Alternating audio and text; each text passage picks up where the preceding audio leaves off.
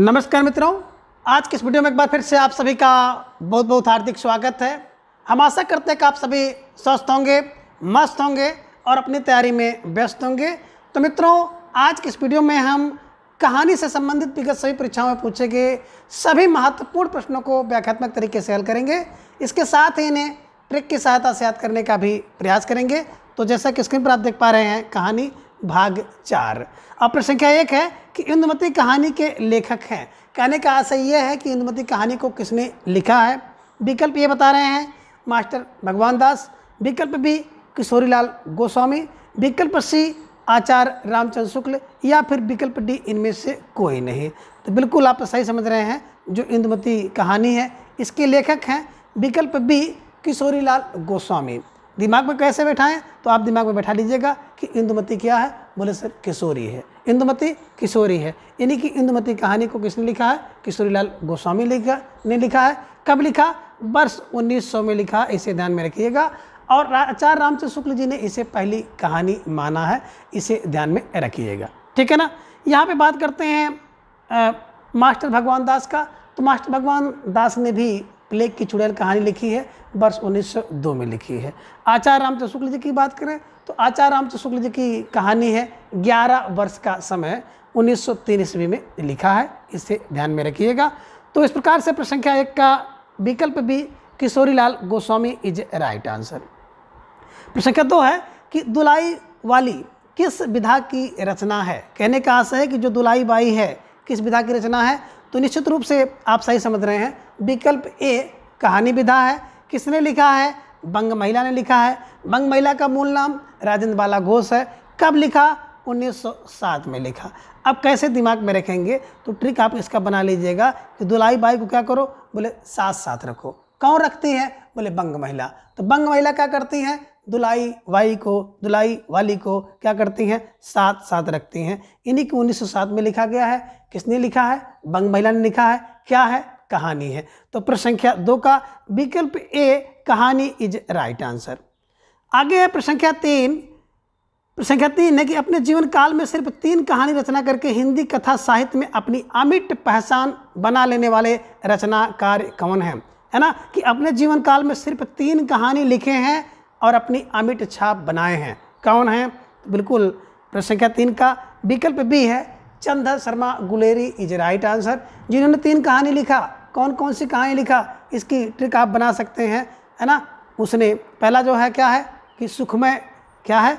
सुखमय जीवन काटा उसने। सुखमय जीवन काटा उसने। ट्रिक बनाइएगा कि सुखमय जीवन काटा उसने। अब सुखमय से हो जाएगा सुखमय जीवन। सुखमय जीवन की बात करते हैं तो 1911 में। देखिए, जब एक एक लोग रहेंगे ना, यानी कि एक हम एक हमारे एक, तो सुखमय जीवन होगा, यानी कि 1911 में सुखमय जीवन। काटा की बात करते हैं तो बुद्धू का कांटा। अब बुद्धू का कांटा की बात करते हैं तो 1914 में, है ना। और उसने, सुखमय जीवन काटा उसने हो गया क्या? उसने की बात करेंगे, चंद्र शर्मा गुलेरी की बहुत प्रसिद्ध कहानी है। उसने कहा था 15 बार, उसने कहा था 15 बार। 15 बार का मतलब हो गया 1915 में गुलेरी जी द्वारा लिखी गई कहानी है।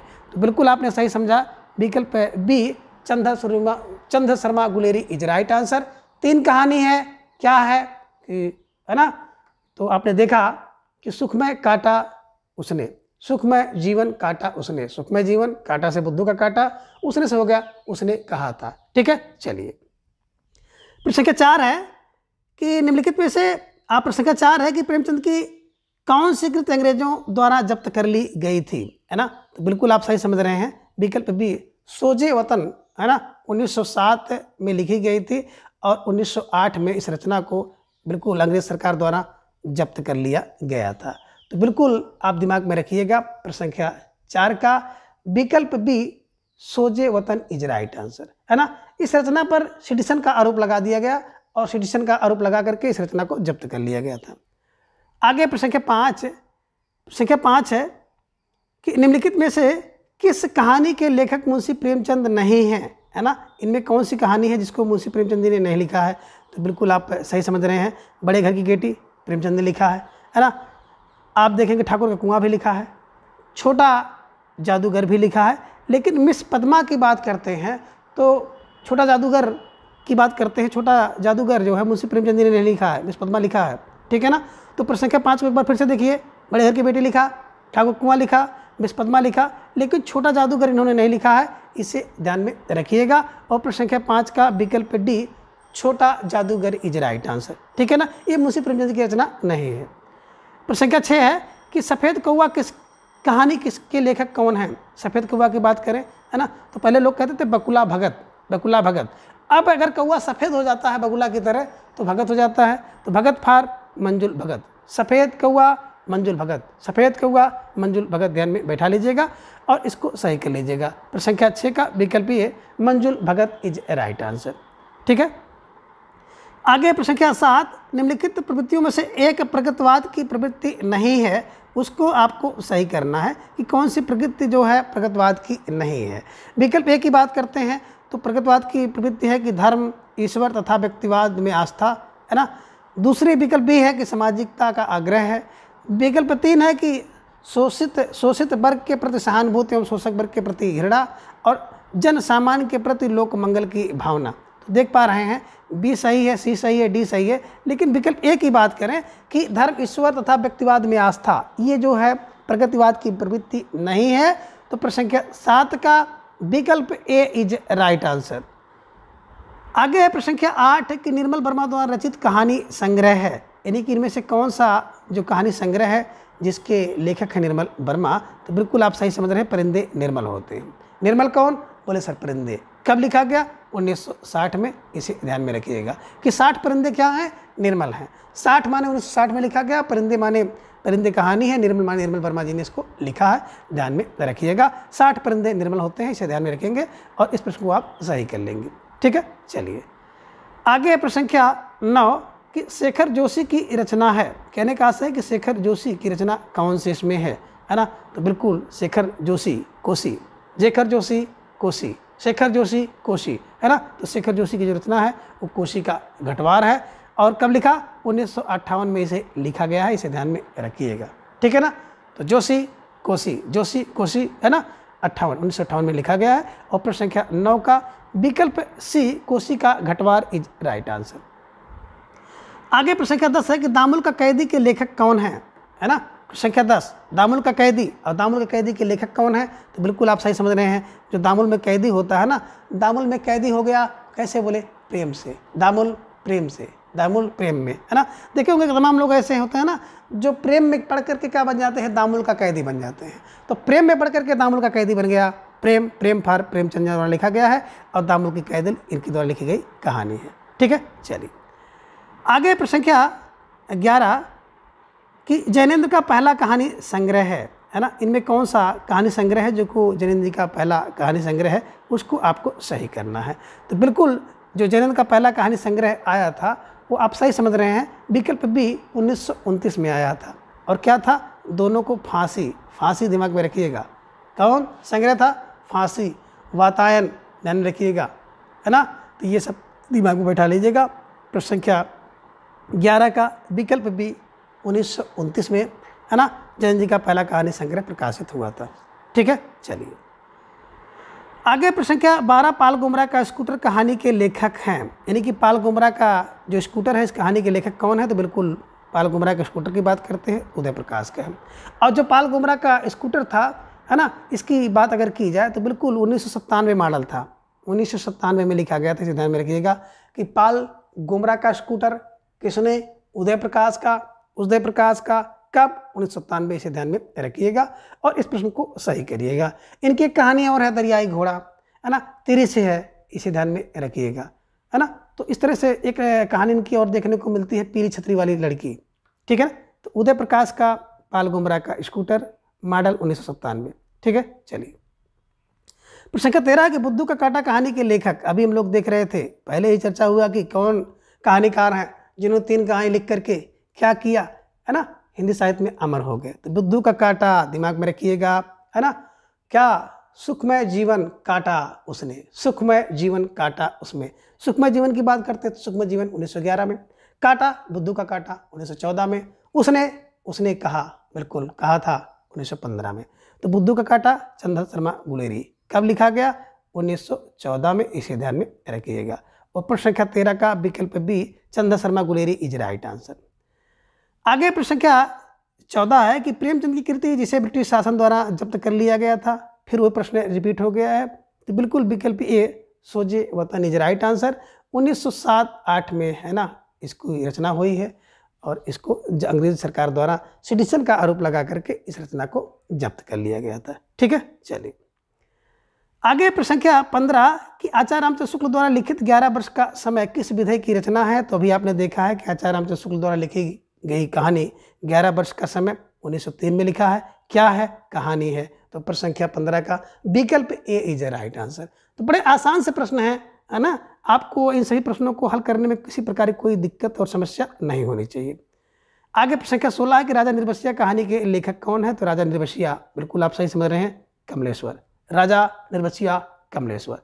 कमलेश्वर राजा क्या है, निर्वसिया है। कब लिखा गया, 1957 में। विधा कहानी है, इसे ध्यान में रखिएगा। ठीक है, चलिए प्रश्न संख्या 17 है कि प्रेरणा कहानी है ना रचित है, प्रेरणा नामक कहानी रचित है, यानी कि प्रेरणा कहानी को किसने लिखा है, किसने इसकी रचना की है, तो इसे ध्यान में रखिएगा। भैया प्रेरणा देखिए किससे मिलती है ना, जिस व्यक्ति से आप प्रेम करते हैं ना उसी से आप प्रेरणा लेते हैं।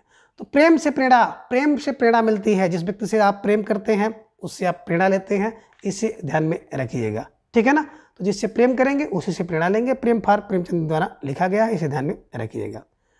आगे है प्रश्न संख्या 18 कि हरी बिंदी किस साहित्यकार की कहानी है ना। हरी बिंदी कौन लगाएगा, तो बिल्कुल आप सही समझ रहे हैं कि हरी बिंदी जो होती है वो मृदुल होती है। मृदुल फार मृदुला गर्ग, मृदुल फार मृदुला गर्ग, इसे ध्यान में रखिएगा।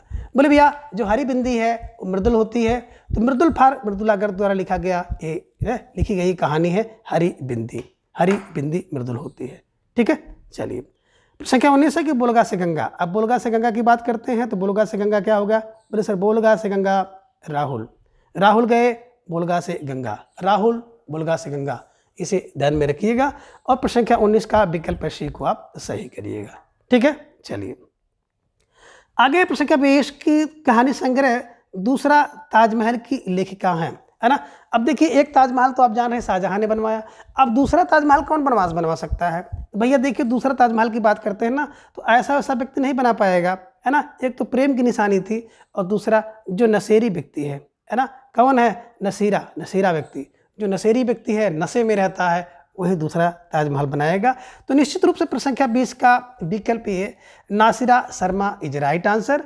और नासिरा शर्मा ने क्या किया, दूसरे ताजमहल को लिखा है, यानी कि दूसरे ताजमहल की लेखिका है ना। और इन सभी ट्रिक का उद्देश्य किसी की भावना को ठेस पहुंचाने का कोई उद्देश्य नहीं है, बस किसी तरह से आपके दिमाग में बैठ जाए, हमेशा के लिए बैठ जाए, एकमात्र यही उद्देश्य है। ठीक है, चलिए आगे प्रश्न संख्या 21 है कि श्री राम शर्मा द्वारा बोलती प्रतिमा रचना की विधा है। अब बोलती प्रतिमा की बात करते हैं, तो बिल्कुल आप सही समझ रहे हैं है ना कि बोलती प्रतिमा एक रेखा चित्र है।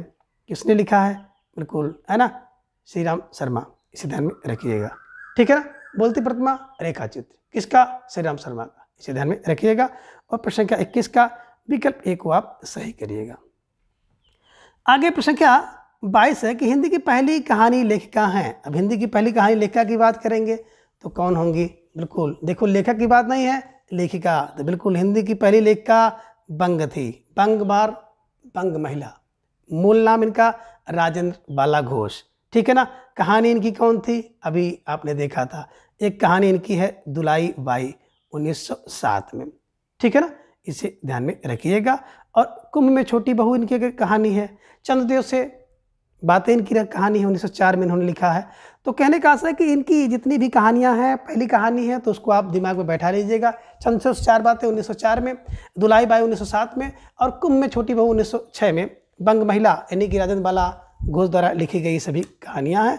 तो प्रश्न संख्या 22 का विकल्प बी हिंदी की पहली कहानी लेखिका बंग महिला इज राइट आंसर। आगे है प्रश्न संख्या 23 गुलाबी पन्नों कहानी के लेखक हैं। अब गुलाबी बन्नों की बात करते हैं, तो गुलाबी बन्नों धर्म करती है, धर्मवीर भारती। गुलाबी बन्नों किसकी है, बोले सर धर्मवीर भारती की गुलाबी बन्नों। गुलाबी बन्नों किसकी, बोले सर धर्मवीर की। धर्मवीर की गुलाबी बन्नो, इन्हीं की धर्मवीर भारती द्वारा लिखी गई है ना। कहीं कहीं इसका नाम गुलकी बन्नो होता है, ध्यान में रखिएगा भाई, गुलकी और गुलाबी जो भी हो है ना, तो बन्नो मिल जाएगा, तो इसे ध्यान में रखिएगा। चलिए आगे प्रश्न क्या 24 है कि फणेश्वर नाथ रेणु की कौन सी कहानी है, इनमें देखेंगे कौन सी कहानी है, तो ध्यान में रखिएगा। फणेश्वर नाथ रेणु जी की बात यहाँ पे चल रही है, तो विकल्प ये रस प्रिया है। रसिक प्रिया केशव की है। रस आखेटक, इसे ध्यान में रखिएगा, रस शटर शटर लेता है कौन, कुबेरनाथ, मैंने बताया था निबंध है ना, 1970 में लिखा गया है। प्रिया नीलकंठी है, कुबेर की जो प्रिया है नीलकंठी है, 68 पहनी हुई अपने कंठ में, ध्यान में रखिएगा। इन्हीं की 1968 में प्रिया नीलकंठी कुबेरनाथ ने लिखा, निबंध लिखा, और 1970 में रस आखेट लिखा है, इसे ध्यान में रखिएगा, रस आखेटक। ठीक है, तो प्रश्न संख्या 24 का विकल्प ये रस प्रिया जो है फणेश्वर नाथ रेणु जी की रचना है। आगे प्रश्न संख्या 25 कि मुंशी नवल किशोर द्वारा संपादित मनोहर कहानी में कितनी कहानियां हैं, है ना, बिल्कुल आप सही समझ रहे हैं। मुंशी नवल किशोर द्वारा संपादित मनोहर कहानी में कितनी कहानियां हैं, मनोहर कहानी नवल किशोर द्वारा कितनी कहानी, तो बिल्कुल देखो, कोई व्यक्ति जब कहानी लिखेगा ना, तो अगर उसके पास जगह रहेगा तो शतक लगाएगा, शतक फार 100 कहानी है ना, तो ध्यान में रखिएगा। और प्रश्न संख्या 25 का विकल्प सी को आप सही करिएगा। ठीक है, चलिए अगला प्रश्न है, प्रश्न संख्या 26 है कि कामरेड का कोट कहानी के लेखक कौन है। बात करते हैं कामरेड की कोट। अब कामरेड का कोट ऐसा वैसा कोट नहीं होगा, है ना, बिल्कुल कामरेड का कोट विकल्प डी सृंजय का कामरेड का कोट सृंजय। देखिए अगर कामरेड का कोड हो तो उसको बहुत सृज कर रखिए, सृंजय करके रखिए, ध्यान में रखिएगा। और इनकी सृंजय की कहानी भी है टोपी, ध्यान में रखिएगा। ठीक है, चलिए आगे है प्रश्न संख्या 27 कि पूस की रात कहानी का प्रमुख पात्र कौन है ना, बिल्कुल आप सही समझ रहे हैं, पूस की रात है ना।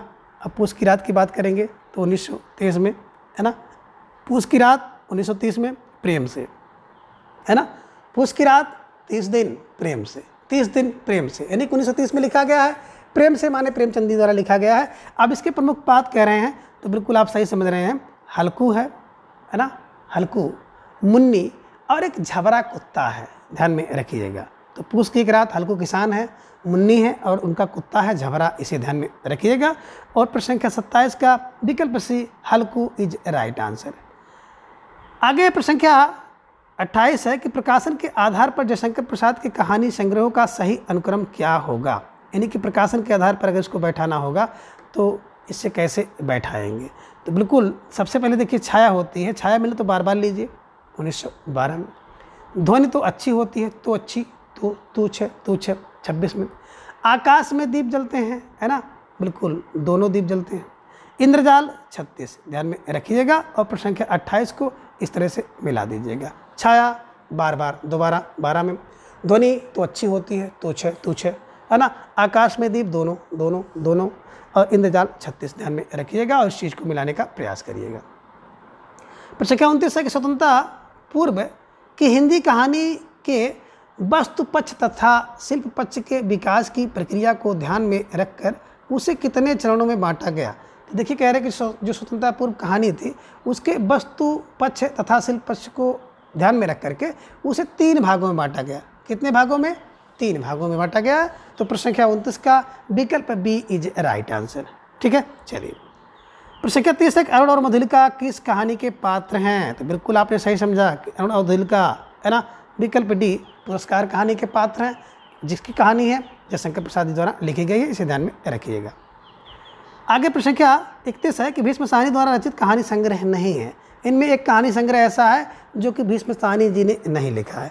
तो हमने बताया था कि जो भाग की रेखा पहले भटकती है, फिर पटरी पे आती है, फिर क्या हो जाता है, जब पटरी पे आती है तो बांगचू टाइप का लोग भी क्या होने लगता है, बिल्कुल प्रिय लगने लगता है। ठीक है ना, तो ये दिमाग में रख लीजिएगा, है ना। भाग रेखा तो है भीष्म की, वांगचू की बात करते ये भी है, निशाचर भी है। लेकिन बात करें काठ का सपना की, तो काठ का सपना भीष्म साहनी का नहीं है, बल्कि आप कह सकते हैं मुक्त बोध जी की रचना है, इसे ध्यान में रखिएगा। काठ का सपना, है ना, सपने में क्या होता है, हर व्यक्ति को मुक्त का बोध होता है। काठ का सपना भी देखेंगे ना, तो बाद में जब जगेंगे तो आपको मुक्ति का बोध मिलेगा। तो मुक्ति बोध मतलब मुक्त बोध द्वारा लिखा गया है, इसे ध्यान में रखिएगा। ठीक है, चलिए अब आगे प्रश्न संख्या 32 है कि जैन द्वारा रचित कहानी संग्रह नहीं है। इनमें से एक कहानी संग्रह ऐसा है जिसे जैन जी ने नहीं लिखा है, तो बिल्कुल आप सही समझ रहे हैं, इंसान के खंडहर, है ना। इंसान खंडहर जैन द्वारा लिखा नहीं गया है, इसे ध्यान में रखिएगा। बल्कि इंसान खंडहर की बात करते हैं तो इंसान के खंडहर में कौन मिलेंगे, बोले राकेश, यानी मोहन राकेश द्वारा लिखा गया है, इसे ध्यान में रखिएगा। ठीक है, चलिए आगे है प्रश्न संख्या 33 है कि कहानी के प्रमुख तत्व कौन कौन से होते हैं। देखिए इसमें अगर देखा जाएगा तो कहानी का तत्व आपको उपमान नहीं है, अलंकार भी नहीं, रस भी नहीं है, केवल आपको मिलेगा विकल्प भी पात्र हैं। और कहानी के तत्वों की बात करते हैं तो कहानी में कथानक होगा, पात्र एवं चरित्र होगा, कथोपकथन होगा, संवाद होगा, है ना। और संवाद के अलावा देश काल वातावरण होता है, भाषा शैली होती है, उसमें कुछ उद्देश्य होता है। ठीक है ना, तो बिल्कुल प्रश्न संख्या 33 का विकल्प बी पात्र इज राइट आंसर, इसे ध्यान में आप रखिएगा। प्रश्न संख्या 34 है कि प्रकाशन के अनुसार निम्नलिखित कहानी संग्रहों का सही अनुक्रम। 34 को देखें, प्रकाशन के अनुसार कह रहे हैं कि सही अनुक्रम क्या होगा, तो बिल्कुल विकल्प ए की बात करते हैं, शरणार्थी, है ना। तो शरणार्थी 1 2 नहीं है, 48 शरणार्थी हैं आगे एक, यहाँ 48 शरणार्थी आगे। ठुमरी की बात करते हैं तो बिल्कुल ठुमरी 59 की है ना। और ठुमरी रचना किसकी है, तो बिल्कुल रेणु जी की है, 59 की ठुमरी रेणु। सतह से उठता आदमी, 71 वर्ष की उम्र में व्यक्ति सतह से उठ रहा है ना, तो मुक्ति का बोध होगा, यानी मुक्ति बोध द्वारा। शोभा यात्रा अभी आपने देखा है, पालीडाइन शोभा यात्रा वांगचू, है ना, तो बिल्कुल 81 में लिखा गया और भीष्म साहनी इसके लेखक हैं। ठीक है, चलिए आगे प्रश्न संख्या 35 है कि किस सदी में गद्य में एक नई धारा का विकास हुआ, है ना। कह रहे किस सदी में गद्य में एक नई धारा का विकास हुआ था, तो बिल्कुल आप सही समझ रहे हैं, विकल्प बी 19वीं सदी इज राइट आंसर, है ना। जब 19वीं सदी आती है तो उसमें गद्य में एक नई विधा का विकास होता है, इसे ध्यान में आप रखिएगा। चलिए प्रश्न संख्या 36 है कि निम्नलिखित पात्रों को उनकी कहानियों के साथ आपको मिलाना है। एक तरफ आप देख रहे हैं सूची 1 में आपको दिखेंगे पात्र और सूची 2 में आपको दिखाई देगी कहानी। देखिए चंद्रगुप्त और बुद्ध की बात करते हैं तो चंद्रगुप्त और बुद्ध कहाँ पे, सारा आकाश के, सारा आकाश कहानी में है और सारा आकाश किसकी है, प्रसाद जी की है। उपलब्धिन और बंशीधर की बात करते हैं तो बिल्कुल नमक का दरोगा प्रेमचंद का है, 1916 में लिखा गया, इसे ध्यान में रखिएगा। आगे हैं सिरचन मानू, सिरचन मानू की बात करते हैं तो द्वारा लिखी गई कहानी है ठेस, है ना। और आगे है विकल्प डी बाबा भारती और खड़ग सिंह की कहानी, तो बिल्कुल हार की जीत उसके पात्र हैं, ध्यान में रखिएगा। हार की जीत के लेखक हैं सुदर्शन दे। ताई की बात करते हैं तो ताई विशंबरनाथ शर्मा कौशिक द्वारा लिखा गया है, इसे ध्यान में रखिएगा। और इस तरह से आप इन सभी पात्रों को उनके सूची से मिलाइएगा। अब प्रश्न में देखेंगे कि चंद्रगुप्त और बुद्धगुप्त की बात आती है विकल्प, है ना, चौथे में, और पुलुद्दीन पहले में, तो 1 का 4 और 2 का 1, 1 का 4 2 का 1 अगर मिल जाए तो विकल्प ए को आप सही कर लीजिएगा। और प्रश्न संख्या 36 का विकल्प ए इज राइट आंसर। आगे प्रश्न संख्या 37 है कि वारेन हेस्टिंग का साण कहानी की रचना किसने की है। अब देखिए वारेन हेस्टिंग का साण होगा ना, तो साण का क्या होता है, बोले सर उदय होता है। जब उदय होता है ना, वो चलता है तो लोग डर के भाग जाते हैं, इसे ध्यान में रखिएगा। साण का उदय, साण का उदय। ठीक है, चलिए आगे प्रश्न के 38 है कि निम्नलिखित में से सही कृत का कालक्रम कौन सा है, यानी कृत का सही कालक्रम कौन होगा, इसके हिसाब से अगर देखा जाए प्रश्न संख्या 38 के, तो बिल्कुल अभी आप देखे हैं कि सुखमय जीवन उसने काटा। अब सुखमय की बात करते हैं तो 1911 में। 2 बांके की बात करते हैं तो आप, है ना, 2 बांकों की बात करेंगे तो 1936 में लिखा गया है भगवती चरण वर्मा द्वारा। शरणार्थी की बात करते हैं 41, किसका शरणार्थी, 48 शरणार्थी हैं आगे के। ठुमरी 59 की है, रेणु की है, ध्यान में रखिएगा। और इस हिसाब से अगर देखेंगे प्रश्न संख्या 38 का, तो विकल्प डी इज राइट आंसर। आगे प्रश्न संख्या 39 है कि निम्नलिखित में से कौन सी रचना अमरकांत की है, अमरकांत की रचना है कौन सी। देखिए अमर व्यक्ति कब होता है ना, तो बिल्कुल आप देख रहे हैं अमरकांत की बात हो रही है 39 में, तो बिल्कुल जिंदगी और जोक, है ना, जिंदगी और जोक अमरकांत का, जिंदगी और जोक अमरकांत का है, इसे ध्यान में रखिएगा। ठीक है ना। बात करें परिंदे की तो निर्मल का है, और टूटना की बात करते हैं राजेंद्र यादव जी का है, इसे ध्यान में रखिएगा। जिंदगी और जोक, जिंदगी और जोक किसका है ना, तो बिल्कुल अमरकांत, अमरकांत, है ना, जिंदगी जोग अमरकांत का है और 1958 में लिखा गया, इसे ध्यान में रखिएगा। प्रश्न संख्या 40 है, कालक्रम की दृष्टि से निम्नलिखित कहानियों का सही अनुक्रम क्या होगा। अब कालक्रम की दृष्टि की बात की जाए तो विकल्प बी पे आप आइएगा। 40 में बी की बात आई तो बिल्कुल बुद्धू का कांटा है ना 1914 में, पूस की रात है ना 30 में लिखी गई है, इसे ध्यान में रखिएगा। पत्नी की बात करते हैं तो पत्नी है ना, टाइम बहुत ज़्यादा इसका अनुक्रम नहीं है, लेकिन परिंदा 60 है, इसे ध्यान में रख लीजिएगा, ठीक है ना। और प्रश्न संख्या 40 का विकल्प बी को आप सही कर लीजिएगा। और जब भी रचना का जो आपको कालानुक्रम मिलाना हो तो कम से कम 2 रचनाओं का अगर आपको कालानुक्रम पता है आगे से या पीछे से, तो निश्चित रूप से आप इसको सही मिला सकते हैं, ठीक है। चलिए प्रश्न संख्या 41 है कि ये लड़की किसकी रचना है। ये लड़की कौन कह सकता है। देखिए कृष्ण, ये लड़की किसके लिए, बोले कृष्ण के लिए शोभती हैं, है ना। और आपने देखा होगा कि यारों के यार हैं, मित्रों मरजानी हैं, ये सब कौन है, कृष्ण है। तो ये लड़की किसके लिए, बोले सर ये लड़की कृष्ण की, ध्यान में रखिएगा। ये लड़की कृष्ण की, कृष्णा शोभती द्वारा लिखा गया, इसे ध्यान में रखिएगा। आगे प्रश्न संख्या 42 है कि रचना के दृश्य निम्नलिखित कहानियों का सही अनुक्रम होगा। अब रचना के दृश्य बात करते हैं तो उसने कहा 1-2 बार नहीं, उसने 15 बार कहा 1915 में। कफन आप देख रहे हैं, छत्तीस करके कफन लाइए। रोज़ का टाइम नहीं पता है और यही सच है। अब यही सच है कौन बता रहा है ना, तो बिल्कुल यही सच है।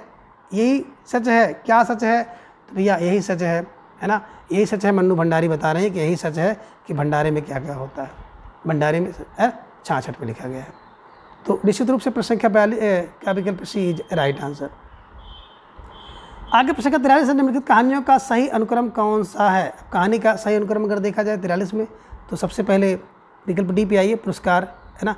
अब पुरस्कार की बात करते हैं तो 36 पुरस्कार मिलता है ना, ध्यान में रखिएगा। कफन भी 36 में ही है। राजेंद्र बसिया को हमने बताया था 57 में। और वापसी की बात करते हैं तो 60 में लिखा गया है। उषा प्रेमदा की रचना है, इसे ध्यान में रखिएगा। और प्रश्न संख्या 43 के विकल्प डी को आप सही करिएगा, ठीक है। आगे प्रश्न संख्या 44 है, निम्नलिखित कहानी का सही अनुक्रम कौन सा है। अब एक तरफ आप देख रहे हैं कहानी का सही अनुक्रम आपको लगाना है, और जब कहानी का सही अनुक्रम लगाएंगे तो विकल्प सी उसने कहा 1915 में। शरणागत की बात जब आप करेंगे तो 1955 में, इसे ध्यान में रखिएगा।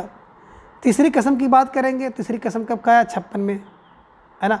और तिरछ की बात जब करेंगे तो 89 में, ठीक है ना। तो इस हिसाब से अगर देखेंगे प्रश्न संख्या 44 का, तो विकल्प सी इज राइट आंसर। आगे प्रश्न संख्या 44 है, कालक्रम की दृष्टि से निम्नलिखित कहानी का सही अनुक्रम क्या होगा। कालक्रम की दृष्टि से बिल्कुल सबसे पहले कहानी आएगी इंदुमती, है ना, कब, 1900 में। मिठाई वाला आएगा तो बिल्कुल 40 में, ध्यान में रखिएगा, 42 में। वापसी होती उषा प्रेमदा की 60 में। यक्षगान गाता है 97 में, इसे ध्यान में रखिएगा। और प्रश्न संख्या 45 का विकल्प सी को आप सही करिएगा। आगे है प्रश्न संख्या 46 कि इनमें नई कहानी आंदोलन के साथ कौन कहानी नहीं था, है ना। तो देखिए जो नई हिंदी कहानी है वो बड़ी कमोरा है। कमोरा माने कमाने वाली है, कहते हैं ना, बड़ा कमोरा है, कमोरा, है ना। ये ट्रिक है, जो नई कहानी है वो कमोरा है। का फार कमलेश्वर, मो फार मोहन राकेश, रा फार राजेंद्र। तो नई कहानी क्या है, बोले सर नई कहानी में कमोरा है। कमोरा है, कमाने वाले व्यक्ति हैं, कमलेश्वर, मोहन राकेश, राजेंद्र, है ना। तो मोहन राकेश हो गए, कमलेश्वर हो गए, राजेंद्र हो गए। लेकिन विकल्प सी की बात करते हैं, ज्ञान रंजन नई कहानी के अंतर्गत नहीं आते हैं, इसको दिमाग में बैठा लीजिएगा। और प्रश्न संख्या 46 का विकल्प सी ज्ञान रंजन इज राइट आंसर। आगे प्रश्न संख्या 47 रचनाकार के अनुसार कौन सा अनुक्रम सही है। अब इसमें अगर रचनाकाल की बात की जाए तो कौन सा अनुक्रम सबसे पहले आएगा, इसे ध्यान में अगर रखेंगे तो बिल्कुल संख्या 47 के विकल्पों को थोड़ा सा आसान कर दिया है। आसान कैसे कर दिया है कि देखिए आपको दिखाई दे रहा है 11 वर्ष का समय, है ना। जब 11 वर्ष का समय उसमें आ गया तो उसी विकल्प को लेकर आपको चल देना है ना। 1903 में लिखा गया, किसने लिखा, आचार्य रामचंद्र शुक्ल ने लिखा। ठाकुर का कुआं, बिल्कुल, है ना। तो बिल्कुल आप दिमाग में रखिएगा, ठाकुर कुआं 32, ध्यान में रखिएगा, 1932 में, है ना। यारों के यार किसड़ा है, इसे ध्यान में रखिएगा। और यारों के यार किसड़ा है तो कितने यार हैं, 6-7 यार, 67 यार, ध्यान में रखिएगा। और ये पीली छतरी वाली लड़की किसड़ा शोभती की है ना। तो बिल्कुल 2001 में लिखा गया है। तो प्रश्न संख्या 47 का विकल्प बी इज राइट आंसर। आगे प्रश्न संख्या 48 है, निम्नलिखित कहानियों को उनके कहानीकारों के साथ सुमेलित करना है, मिलाना है। एक तरफ देख रहे हैं कृष्णचंद्र। अब कृष्णचंद्र की बात करते हैं तो कृष्णचंद्र कहाँ पर मिलेंगे, किस कहानी के पात्र हैं, है ना। तो महुआ का पेड़, महुआ का पेड़, महुआ का पेड़ चंद्र, है ना। हरिशंकर प्रसाद जी की बात करते हैं तो 5 रुपये की आज़ादी होती है। राजा यादव जी की बात करते हैं तो जहाँ लक्ष्मी कैद हैं और कमलेश्वर राजा निर्वसिया हैं। वापसी की बात करते हैं तो उषा प्रेमदा की 1960 में लिखा गया है, इसे ध्यान में रखिएगा, ठीक है ना। और कृष्णचंद्र की एक और कहानी है कि पेशावर एक्सप्रेस, ध्यान में रखिएगा। और इसके हिसाब से अगर देखेंगे तो ए का आप दिखाई दे रहे हैं, ए का, है ना, 3 और 2 का 4, ए का 3 बी का 4, ए का 3 बी का 4, तो विकल्प ए इज राइट आंसर। अब आगे प्रश्न संख्या 49 है कि कौवा और काला पानी कहानीकार हैं। कौवा और काला पानी के कहानीकार कौन हैं? तो देखिए कौवा और काला पानी, देखिए कौवा और काला पानी नहीं पीता है बल्कि निर्मल पानी पीता है। तो निर्मल वर्मा द्वारा लिखा गया है ना। और तेरे सा पानी नहीं पिएगा, वो भैया निर्मल पानी पिएगा। तेरे सा मतलब 1983 ईस्वी में लिखा गया है ना। कौवा और काला पानी, इसे ध्यान में रखिएगा। और प्रश्न संख्या 49 का विकल्प D Nirmal Verma is right answer. आगे है प्रश्न संख्या 50 है कि प्रकाशन काल के दृश्य निम्नलिखित कहानियों का सही अनुक्रम है ना। तो बिल्कुल दुलाई बाई 1907 में बंग महिला द्वारा। आधी, अभी आपने देखा था कि आधी आएगी तो ऐसे वैसे आधी नहीं आएगी, 31 की आधी। पाजेब 34 का। यारों के यार हैं 1967 में, इसे ध्यान में रखिएगा, ठीक है ना। पाजेब 45 का, इसे ध्यान में रखिएगा। तो इस प्रकार से प्रश्न संख्या 50 का विकल्प ए इज राइट आंसर। आगे प्रश्न संख्या 51 है, कहानी और कहानीकारों का सुमेलन कीजिए, है ना। कहानी एक तरफ और एक तरफ कहानीकार हैं, इनको सही से मिलाना है। बात करेंगे सदगति की। सदगति ऐसे नहीं मिलती भैया, अगर प्रेम से रहोगे तो आपको सदगति मिल जाएगी, प्रेमचंद का। बिसाती की बात अगर आप करेंगे तो बिसाती जो होता है ना वो प्रसाद का है, बिसाती प्रसाद का।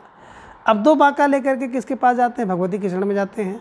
और पाजेब जैनेंद्र की, ठीक है ना। तो इस प्रकार से ए का आप देखेंगे 3 और 2 का 1, ए का 3 2 का 1, 1 का 3 2 का 1, विकल्प डी इज राइट आंसर। आगे प्रश्न संख्या 52 है कि इनमें नई कहानी आंदोलन के प्रारंभ कर्ताओं में कौन नहीं है। अभी हमने बताया था कि जो नई कहानी होती है वो कमोरा है ना। कमोरा माने कमाने वाली है। तो का से कमलेश्वर, मो से मोहन राकेश और रा से राजेंद्र प्रसाद। कमलेश्वर, राजेंद्र, मोहन राकेश। फिर देखिए वही प्रश्न आ गया है, प्रश्न संख्या 52, विकल्प सी इज राइट आंसर। ज्ञान रंजन जो है नई कहानी के आरंभकर्ताओं में नहीं आते हैं, ठीक है। चलिए आगे प्रश्न संख्या 53 है कि मैं बोरिसाइला किसकी रचना है। अब देखिए कोई व्यक्ति होता है जो बुरसिल्ला होता है, बोरिसिल्ला, है ना, इन्हीं की बोझिल्ला हो जाता है। कब बोझिल्ला होता है, कब वो बोरिंग लगने लगता है, तो बिल्कुल किसी के ऊपर महुआ लाद दोगे तो क्या हो जाएगा, वो व्यक्ति जो है बुरसिल्ला हो जाता है, इसे ध्यान में रखिएगा। और प्रश्न संख्या 53 का विकल्प बी इज राइट आंसर। आगे प्रश्न संख्या 54 है, निम्नलिखित कहानियों का कालक्रम अनुसार सही अनुक्रम लिखिए, है ना। अब कहानी का सही अनुक्रम की बात करते हैं तो विकल्प डी है। उसने कहा 1915 में। कफन की बात करते हैं तो 1936 में। वापसी 1960 में। तिरछ की बात करते हैं तो 1989 में। तिरछ है उदय प्रकाश का, वापसी उषा प्रेमदा की है, कफन मुंशी प्रेमचंद जी का है और उसने कहा गुलेरी का है। तो बिल्कुल प्रश्न संख्या 54 का विकल्प डी इज राइट आंसर। आगे है प्रश्न संख्या 55 है कि निम्नलिखित कहानीकारों को उनकी कहानियों के साथ सुमेलित कीजिए। तो एक तरफ तो आप देख पा रहे हैं कहानीकार और दूसरी तरफ देख रहे हैं उनके द्वारा लिखी गई कहानी। उषा प्रेमदा की बात करते हैं तो बिल्कुल सही है, वापसी कहानी 1960 में इन्होंने लिखा है, ठीक है ना। दूसरा आप देख पा रहे हैं विशंबर नाथ शर्मा कौशिक का है ताई, ध्यान में रखिएगा। अमरकांत है, अमरकांत का जिंदगी और जोक है। मोहन राकेश की बात करते हैं तो बिल्कुल परमात्मा का कुत्ता है। और दोपहर का भोजन डिप्टी कलेक्ट्री, है ना। अगर इन सभी रचनाओं की बात आप करेंगे तो दोपहर का भोजन भी, है ना, अमरकांत की रचना है ना। डिप्टी कलेक्ट्री भी इनकी रचना है, ध्यान में रखिएगा। इसके हिसाब से अगर मिलाएंगे तो 1 का 2 और 2 का 5, 1 का 2 और 2 का 5, 1 का 2 2 का 5, 1 का 2 2 का 5, तो बिल्कुल विकल्प भी आपको सही दिखाई दे रहा। ठीक है, चलिए आगे है प्रश्न संख्या 56। कालखंड की दृश्य कहानियों का सही अनुक्रम लिखिए। अब कालखंड की दृश्य कहानी का सही अनुक्रम लिखना है तो सबसे पहले आप आएंगे ग्राम, है ना, 1911 में। कफन 1936 में। डिप्टी कलेक्ट्री की बात करते हैं 56 में। पाल गोमरा का स्कूटर 97 मॉडल है, उदय प्रकाश का है। डिप्टी कलेक्ट्री अमरकांत का है। कफन, है ना, बिल्कुल 36 यत्न करके प्रेमचंद का है। और ग्राम ध्यान में रखिए, है ना, 1911 में लिखा गया है। तो इस प्रकार से अगर आप देखेंगे तो प्रश्न संख्या 56 का, है ना, जो ग्राम जयशंकर प्रसाद जी का है, 1911 में लिखा गया है। विकल्प बी इज राइट आंसर। आगे प्रश्न संख्या 57 है कि कहानीकार और उनकी कहानियों को सुमेलन कीजिए, है ना। एक तरफ देखेंगे कहानीकार, दूसरी तरफ उनके द्वारा लिखी गई कहानी है, उसको सुमेलित करना है। अब कैसे सुमेलित करेंगे, तो बिल्कुल उषा प्रेमदा वापसी करती हैं, कब, 1960 में। ठीक है ना। मन्नू भंडारी की बात आती है तो मन्नू भंडारी कृष्णा का सिक्का बदल जाएगा। निर्मला का परिंदा है। और मन्नू भंडारी की बात आएगी तो अकेले। भंडारा में कैसे गई, बताए सर, भंडारा में तो अकेले गई है, अकेली है। आद्रा मोहन राकेश जी द्वारा लिखी गई रचना है, इसे ध्यान में रखिएगा। ठीक है ना। तो आपने देखा कि प्रश्न संख्या 57 का, है ना, जो ए का 5 है और बी की बात हम लोग करते हैं तो मन्नू भंडारी, बी का 5 है, ध्यान में रखिएगा थोड़ा सा। उषा प्रेमदा की बात करते हैं 3, ए का 3 और बी का 5, ए का 3 बी का 5, 3 5 3 5 3 5 ध्यान में रखेंगे तो बिल्कुल विकल्प ए इज राइट आंसर। आगे प्रश्न संख्या 58 है कि निम्नलिखित में से कौन सा कहानीकार ग्रामीण चेतना का नहीं है ना। इनमें देखा जाए तो बिल्कुल मार्कंडे भी हैं, विवेकी भी हैं, शिव प्रसाद सिंह भी हैं, लेकिन विकल्प डी की बात करते हैं निर्मल वर्मा। तो निर्मल वर्मा जो है वो ग्रामीण कहानीकार नहीं है, इनकी ग्रामीण चेतना से जुड़े हुए नहीं है। प्रश्न संख्या 58 का विकल्प डी इज राइट आंसर। ठीक है, चलिए आगे प्रश्न संख्या 59 है कि एक छोटा सा मजाक नामक कहानी किसके द्वारा लिखित है।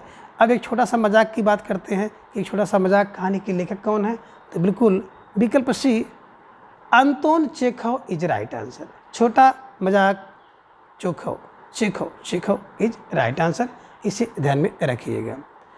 आगे प्रश्न संख्या 60 है कि प्रकाशन की दृष्टि से निम्नलिखित कहानियों का सही अनुक्रम होगा। अगर प्रकाशन की दृष्टि से देखा जाए कि इन कहानियों का सही अनुक्रम कौन होगा तो बिल्कुल आप सही समझेंगे। प्रश्न संख्या 60 का विकल्प ये पंच परमेश्वर 1916 में। पर्दा की बात करते हैं तो पर्दा 44 में लिखा गया, 1944 में। परिंदा 60 में निर्मल होते हैं। पाल गुमरा का स्कूटर जो है 97 मॉडल है, उदय प्रकाश का है। परिंदे 60। ठीक है, तो प्रश्न संख्या 60 का विकल्प ए इज राइट आंसर, इसे ध्यान में आप रखिएगा।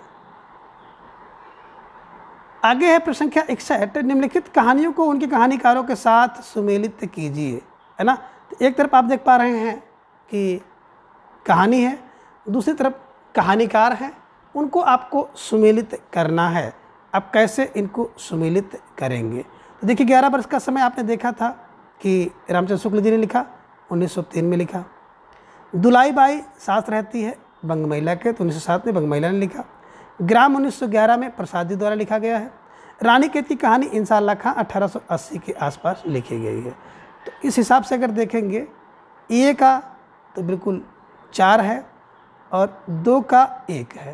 तो 1 का 4 और ए का 4 बी का 1 का 4 बी का 1 का 4 बी का 1 विकल्प है बी इज राइट आंसर, इसे ध्यान में रखिएगा और इस प्रश्न को आप सही करिएगा। ठीक है, अगला प्रश्न है प्रश्न संख्या 62, निम्नलिखित कहानीकारों को उनकी कहानियों के साथ सुमेलित कीजिए, है ना। तो एक तरफ आप देख रहे हैं कहानीकार और दूसरी तरफ उनके द्वारा लिखी गई कहानी है।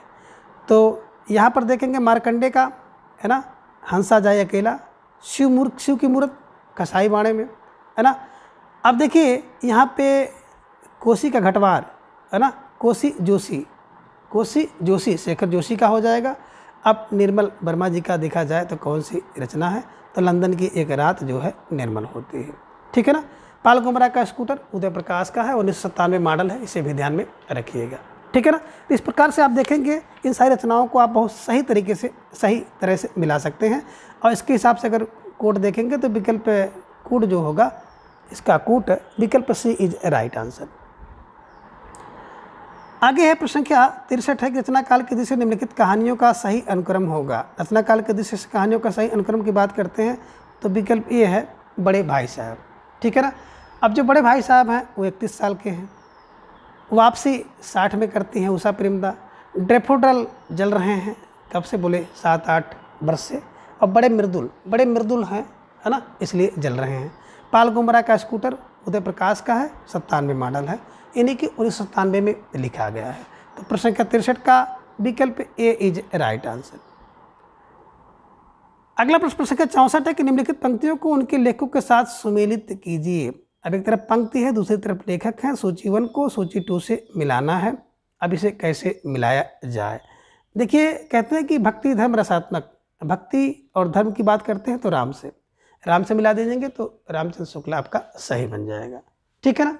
आगे है श्रद्धेय बनने का मतलब है कि नान पर्सन अव्यक्ति हो जाना। अब श्रद्धेय बनने का मतलब है कि हरिशंकर प्रसाई से मिलिए, है ना, दूसरे का चौथा हो गया। अब काव्य की आत्मा संकल्पात्मक अनुभूति है, काव्य की आत्मा संकल्पात्मक तो प्रसाद का हो जाएगा। अब पंडिताई एक बोझ है ना, 1000 बार, बोझ 1000 बार, इसे ध्यान में रखिएगा। और इस प्रकार से अगर देखेंगे तो जो कोड है कोड डी, यानी कोड डी को सही मिला देंगे तो निश्चित रूप से सही हो जाएगा। प्रश्न संख्या 65 है कि कर्मनाशा की हार किसका कहानी संग्रह है। कहने का आशा है कि जो कर्मनाशा की हार है इस कहानी को किसने लिखा है, तो बिल्कुल विकल्प B Shiv Prasad Singh is right answer. देखिए जो व्यक्ति जो है अपने कर्म से हार जाता है ना, वो शिव प्रसाद को दोषी देता है, शिव प्रसाद, है ना। और शिव प्रसाद द्वारा लिखा गया कब, 1958 में, इसे ध्यान में रखिएगा कि कर्मनाशा की हार शिव प्रसाद, कर्मनाशा की हार शिव प्रसाद सिंह का, ठीक है। चलिए आगे प्रश्न संख्या 66 है कि जैनेन्द्र कुमार द्वारा रचित कहानी नहीं है। अगर इनमें देखा जाए तो कौन सी कहानी ऐसी है कि जिसे जैनेन्द्र कुमार जी ने नहीं लिखा है। फांसी की बात करें तो फांसी दोनों को दी जाती है, 1929 में लिखा गया। नीलम देश की राजकन्या 33 की, इसे ध्यान में रखिएगा। पाजब की बात करते हैं तो बिल्कुल, है ना, 34 का है, कहीं कहीं 45 मिलता है। अमर बल्लरी की बात करते हैं तो अमर बल्लरी जैनेन्द्र कुमार जी की रचना नहीं है, इसे ध्यान में रखिएगा। और प्रश्न संख्या 66 का विकल्प डी आप ध्यान में रख लीजिएगा, ठीक है ना। जो अमर बल्लरी है ये आगे जी की रचना है, तो बिल्कुल आपने सही समझा। प्रश्न संख्या 66 का विकल्प D Amar Ballari is right answer. आगे प्रश्न संख्या 67 है कि एक प्लेट सैलाब कहानी की लेखिका हैं, ध्यान में रखिएगा। देखिए भाई जब भंडारे में आप जाएंगे ना तो आपको एक प्लेट चाहिए, ध्यान में रखिएगा। भंडारा फॉर मन्नू भंडारा, तो जब कहाँ पर जाएंगे, भंडारे में जाएंगे, तो भंडारे में जाएंगे तो एक प्लेट चाहिए, भंडारा फॉर मन्नू भंडारी द्वारा लिखा गया है। और एक प्लेट की बात करते हैं तो एक प्लेट सैलाब इनके द्वारा लिखी गई कहानी है, ठीक है। आगे प्रश्न संख्या 68 है कि इनमें कौन सी कृति प्रतिबंधित रही है, तो बिल्कुल आप सही समझ रहे हैं कि इनमें विकल्प डी की बात करते हैं, चिनगारियाँ, है ना। चिनगारियाँ कृति पांडे बेचन शर्मा उग द्वारा लिखी गई थी और अंग्रेजी सरकार द्वारा इस कृति को जो है बैन लगा दिया गया था, यानी कि जब्त कर लिया गया था वर्ष 1928 में, इसे ध्यान में रखिएगा, ठीक है। आगे प्रश्न संख्या 69 है कि जगदम्बा बाबू गांव आ रहे हैं, कहानी संग्रह किस विधा, है ना, कहानी संग्रह की किस कथा लेखिका का है, यानी किसने लिखा है। जगदम्बा बाबू आ रहे हैं, अब जगदम्बा बाबू आएंगे तो उनका एक चित्र बन जाता है, ये बड़ी बड़ी मूंछ होगी, घोड़े बैठ के आएंगे, पगड़ी बांधे होंगे, तो ऐसा कुछ होगा। जगदम्बा बाबू आ रहे हैं तो ऐसा सुन करके लोग उनका चित्र बना लेते हैं कि किस तरह से आ रहे होंगे। तो बस दिमाग में रख लीजिएगा कि जगदम्बा बाबू गाँव आ रहे हैं, चित्र बन जाता है, तो चित्र फार चित्रा मुदगल द्वारा लिखा गया है, इसे दिमाग में बैठा लीजिएगा। कब लिखा गया, 1992 में, ठीक है। चलिए प्रश्न संख्या 70 है कि निम्नलिखित कहानियों को उनके लेखकों के साथ सुमेलित कीजिए, है ना। अब सूची 1 में कहानी है और सूची 2 में कहानी के लेखक हैं। एक और ज़िंदगी की बात करते हैं, है ना। तो एक और ज़िंदगी कहाँ से मिलेगी भैया? एक और जीवन अगर देखेंगे लेना है तो मोहन राकेश से, मोहन से कह दो एक और ज़िंदगी दे दें। तो एक और ज़िंदगी मोहन से। सर्पदंश दंश दासे दंश दासे दरस, राम का दरस कराओ। अगर सर्पदंश मार दे तो भैया राम का दर्शन करा दो, राम का दर्श करा दो, सर्पदंश ठीक हो जाएगा, है ना। अब देखिए जो विपात्र है ना, वो भैया मुक्ति चाहता है ना।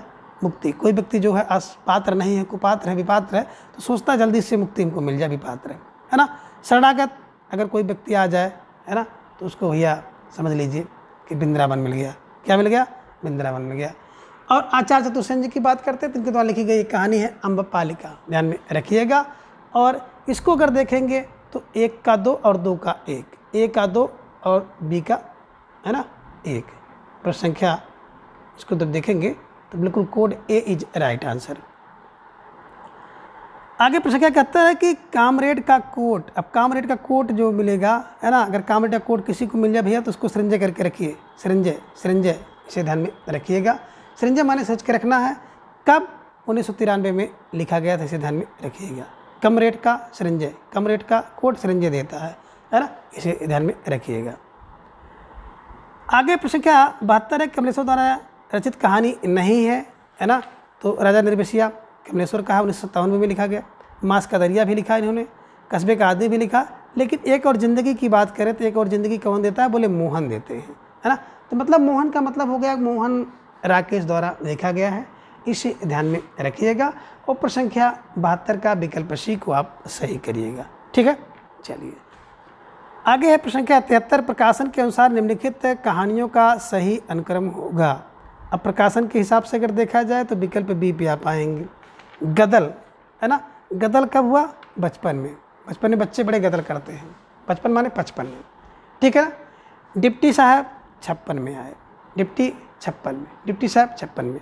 उषा वापसी करती है 60 में, ध्यान में रखिएगा, उषा प्रेमदा की वापसी 60 में।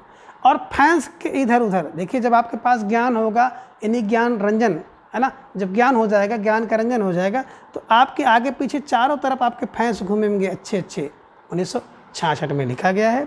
तो प्रश्न संख्या 73 का विकल्प बी इज राइट आंसर। आगे प्रश्न संख्या 74 है कि निम्नलिखित कहानीकारों को उनकी कहानियों के साथ सुमेलित कीजिए, है ना। तो सूची 1 में आप देख रहे हैं कहानीकार और सूची 2 में देख रहे हैं कहानी है। कैसे मिलाएंगे? तो देखिए शिव प्रसाद का बात की जाए तो शिव प्रसाद ने क्या कहा भैया कि हंसा जाए अकेला, ठीक है ना। यशपाल की बात करते हैं तो यशपाल, सॉरी यहाँ पे देखिए यशपाल शिव प्रसाद सिंह की बात करते हैं ना तो दादी माँ की कहानी है, शिव प्रसाद की दादी माँ। कक्षा 7-8 में भी CBSE बोर्ड के पाठ्यक्रम में है ना। देखिए अब बात करते हैं यहाँ पर एक टोकरी भर मिट्टी तो माधोरा सतपुरे की है ना। जैनेंद्र का पाजेब है। अब यहाँ पे देखिए और पुलिस की सीटी हो जाएगी तो यस, जैसे पुलिस की सीटी बच जाती है तो बिल्कुल यस कर लीजिए, यशपाल, यशपाल, ठीक है ना। इस तरह से अगर मिलाएंगे तो मिल जाएगा। और हंसा जाए अकेला की बात करते हैं तो मार्कंडेय का है, ठीक है ना। बिल्कुल इस रूप में अगर मिलाएंगे तो 1 का 3 और 2 का, बिल्कुल 1 का 4 है। यहाँ पर देखिए 1 का 4, 1 का 4 और 2 का 3, 1 का 4 2 का 3 जहाँ मिल जाए उसे मिला लीजिए। 1 का 4 2 का 3 विकल्प ए में मिल रहा है, ठीक है। चलिए आगे प्रश्न के 75 है कि नई कहानी आंदोलन चलाने वाले लेखक नहीं हैं। फिर देखिए वही है कि नई कहानी हमने बताया था कि जो नई नई कहानियाँ आ रही बड़ी कमोरा हैं। कमोरा माने कमाऊ हैं, कमोरा। कमलेश्वर, मोहन राकेश, राजेंद्र प्रसाद, राजेंद्र यादव, कमलेश्वर, मोहन राकेश। गंगा प्रसाद विमल जी की बात करें तो गंगा प्रसाद विमल जी नहीं है नई कहानी के, बल्कि आ कहानी है, यानी कि आ कहानी के हैं। और हमने इसका क्लू बनाया था गंगा के प्रसाद की कहानी आ कहानी है। गंगा के विषय में इतनी कहानी है कि आ कहानी, ठीक है। चलिए आगे प्रश्न संख्या 76 है कि आगे के निम्नांकित कहानी संग्रहों का प्रकाशन वर्ष के अनुसार सही अनुक्रम। तो आगे जी का जो प्रकाशन के अनुसार अगर कहानी मिलाएंगे तो विकल्प डी है ना, बिल्कुल। विपथका की बात करेंगे तो जो विपथका आपको दिखाई देगा वो संख्या 76 में देखेंगे। विपथका की बात करेंगे 37 में, है ना। परंपरा की बात करते हैं तो भैया परंपरा अगर आएगी तो परंपरा क्या है, चारों ओर से आती है, 44 में। शरणार्थी बिल्कुल 48 में आएंगे। अमर बलरी आगे की है, बिल्कुल 55 ध्यान में रखिएगा। और प्रश्न संख्या 76 का विकल्प डी को सही करिएगा। प्रश्न संख्या 77 है कि महिला रचनाकारों के निम्नांकित कहानी संग्रहों का प्रकाशन वर्ष के अनुसार सही अनुक्रम क्या होगा, तो बिल्कुल विकल्प बी है ना, क्या होगा, विकल्प बी सही होगा। यही सच है 1966 में, जोड़ बाकी 1981 में, एक स्त्री का विदा गीत 1983 में, और बोलने वाली औरत की बात करते हैं तो बोलने वाली औरत है 2000 में। ठीक है ना। प्रश्न संख्या 77 का विकल्प बी इज राइट आंसर। आगे प्रश्न संख्या 78 है कि कहानीकारों को उनकी कहानियों के साथ सम्मिलित करना है। तो देखिए ढेर सारे प्रश्न जो है एनटीए नेट में पूछे गए हैं, कहानीकार को कहानी है ना, कहानी से सम्मिलित करना है। भगवती चरण वर्मा जी की बात करें तो दुई बांका लेकर चलते हैं भगवती, है ना। इलाज चंद जोशी जोश में आता है व्यक्ति ना तो दीपावली और होली खेलता है ना, बिल्कुल इसे ध्यान में रखिएगा। जब भी व्यक्ति जोश में आ जाता है तो क्या करने लगता है, होली और दिवाली खेलने लगता है।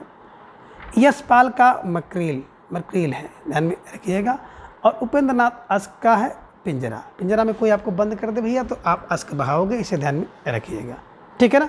तो इसके हिसाब से अगर देखेंगे तो विकल्प ए का आप लेके जाइएगा 3 पर, और जोश में होली दिवाली 5, 3 5 जहाँ मिल जाए उसी को बैठा दीजिएगा। तो विकल्प ए इज राइट आंसर। ठीक है, 3 5। आगे प्रश्न क्या 79 है कि निर्मल वर्मा का पहला कहानी संग्रह है। इसके हिसाब से देखेंगे तो निर्मल वर्मा का पहला कहानी संग्रह किसे मानेंगे प्रश्न संख्या 79 के अनुसार, तो बिल्कुल विकल्प सी है, परिंदे इज राइट आंसर।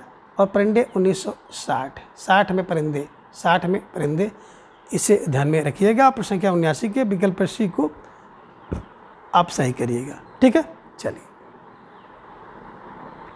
आगे प्रश्न संख्या 80 है कि बाबू राजेंद्र यादव की कहानी है ना, तो बिल्कुल जहाँ लक्ष्मी कैद हैं, है ना। प्रश्न संख्या 80 का विकल्प बी है ना, जहाँ लक्ष्मी कैद है वहाँ राजेंद्र यादव हैं, जहाँ लक्ष्मी कैद हैं वहीं पे राजेंद्र यादव भी हैं, इसे ध्यान में रखिएगा। और कब लिखा गया 1957 में, ध्यान में रखना है। प्रश्न संख्या 81 के प्रकाशन वर्ष के अनुसार जयशंकर प्रसाद की कहानियों का सही अनुक्रम है, तो प्रतिध्वनि जब ध्वनि होगी तो ध्वनि 1-2 बार नहीं होगी, है ना, बिल्कुल। ध्वनि की बात करेंगे तो ध्वनि है ना, बिल्कुल 2 बार करेंगे, अच्छी करेंगे। आकाशदीप दोनों 29 के। आधी की बात करेंगे तो 31 की, इंद्रजाल की बात करेंगे 36 की। तो प्रश्न संख्या 81 का विकल्प ए इज राइट आंसर। ठीक है, चलिए आगे प्रश्न संख्या 82 है कि निम्नलिखित कहानियों को उनके लेखकों के साथ सम्मिलित करना है। अब देखिए 11 वर्ष का समय की बात करते हैं तो अभी आपने देखा रामचंद्र शुक्ल का है। गुलबहार की बात करते हैं तो बिल्कुल किशोरी लाल का है। एक टोकरी भर मिट्टी माधवराव सप्रे का है, इसे ध्यान में रखिएगा। और प्लेग की चुड़ैल की बात करते हैं तो भगवान बचाए प्लेग की चुड़ैल से।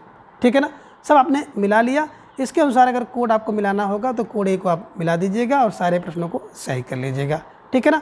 देखिए जो कोड वाले ढेर सारे प्रश्न हैं, ढेर सारी रचनाएं हैं, तो इन सभी रचनाओं को, इनके सन को, इनके कोड को तो बिल्कुल आप रटे रहिएगा। किसी भी रूप में अगर आपको मिलाने के लिए आ जाता है तो आपके लिए जो दो परेशानी का विषय नहीं बनेगा, बिल्कुल आप इन सारी चीज़ों को सही कर लेंगे। ठीक है ना। प्रश्न संख्या 83 निम्नलिखित में से कौन सा कहानी संग्रह प्रेमचंद का नहीं है ना, तो प्रेम है ना, सब सरोज। लेकिन विकल्प सी की बात करते हैं, मोहब्बत की राहें, है ना।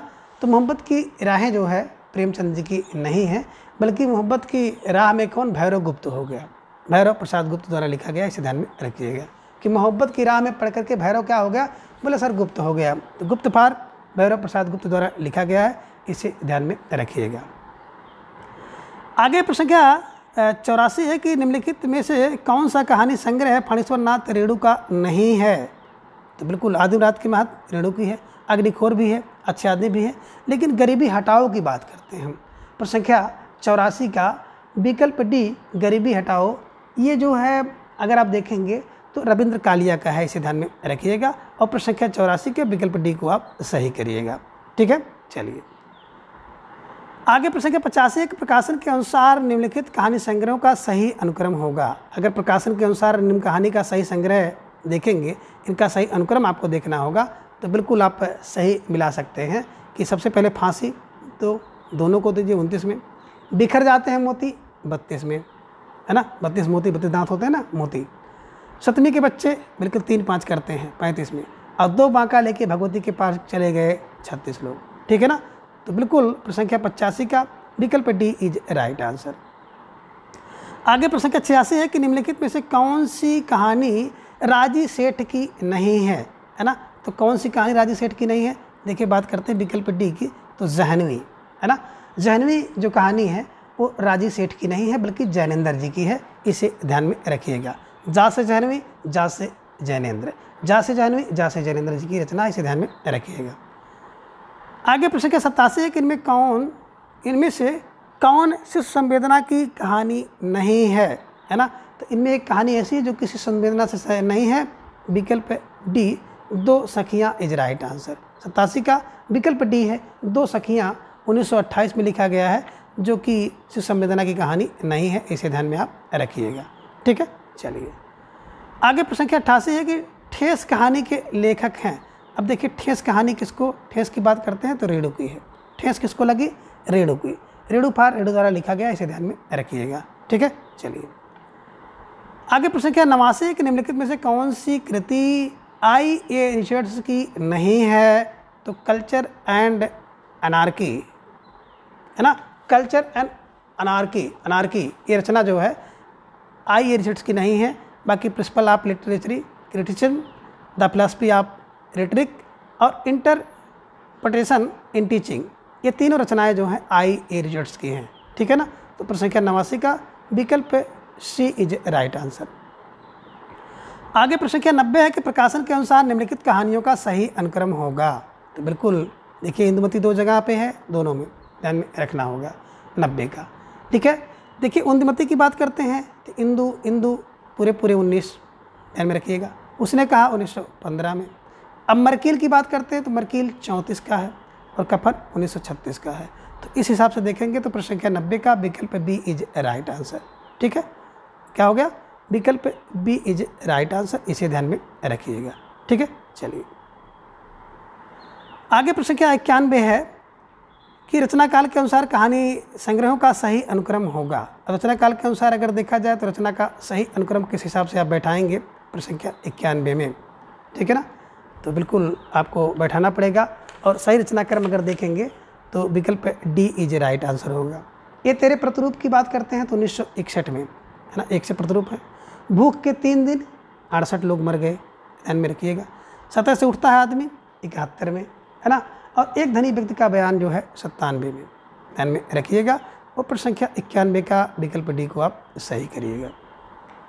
आगे प्रश्न संख्या 92 है कि निम्नलिखित कहानियों को उनके रचनाकारों के साथ मिलाना है। अब कहानी और रचनाकार को कैसे आप मिलाएंगे, इसे ध्यान में रखना है। तो देखिए जो यारों का यार होगा भैया वो किशड़ा सोबती है, इसे ध्यान में रखिएगा। तो यारों का यार किशड़ा सोबती 1967 में। मरी हुई मछली बिल्कुल राजकमल ध्यान में रखिएगा। कोसी, है ना, जोशी, कोशी का घटवार जोशी। अब सपाट चेहरा वाला व्यक्ति है, हमने बताया था जब आपको मैं क्लास हम लोग कहानी के ले रहे थे तो मैंने आपको बताया था कि जो सपाट चेहरा वाला व्यक्ति है ना उसकी तस्वीर बन जाती है आप दूध वाला, है ना। तो सपाट चेहरे वाला कौन है, दूध वाला है, दूध वाला फार दूधनाथ, ध्यान में रखिएगा, है ना।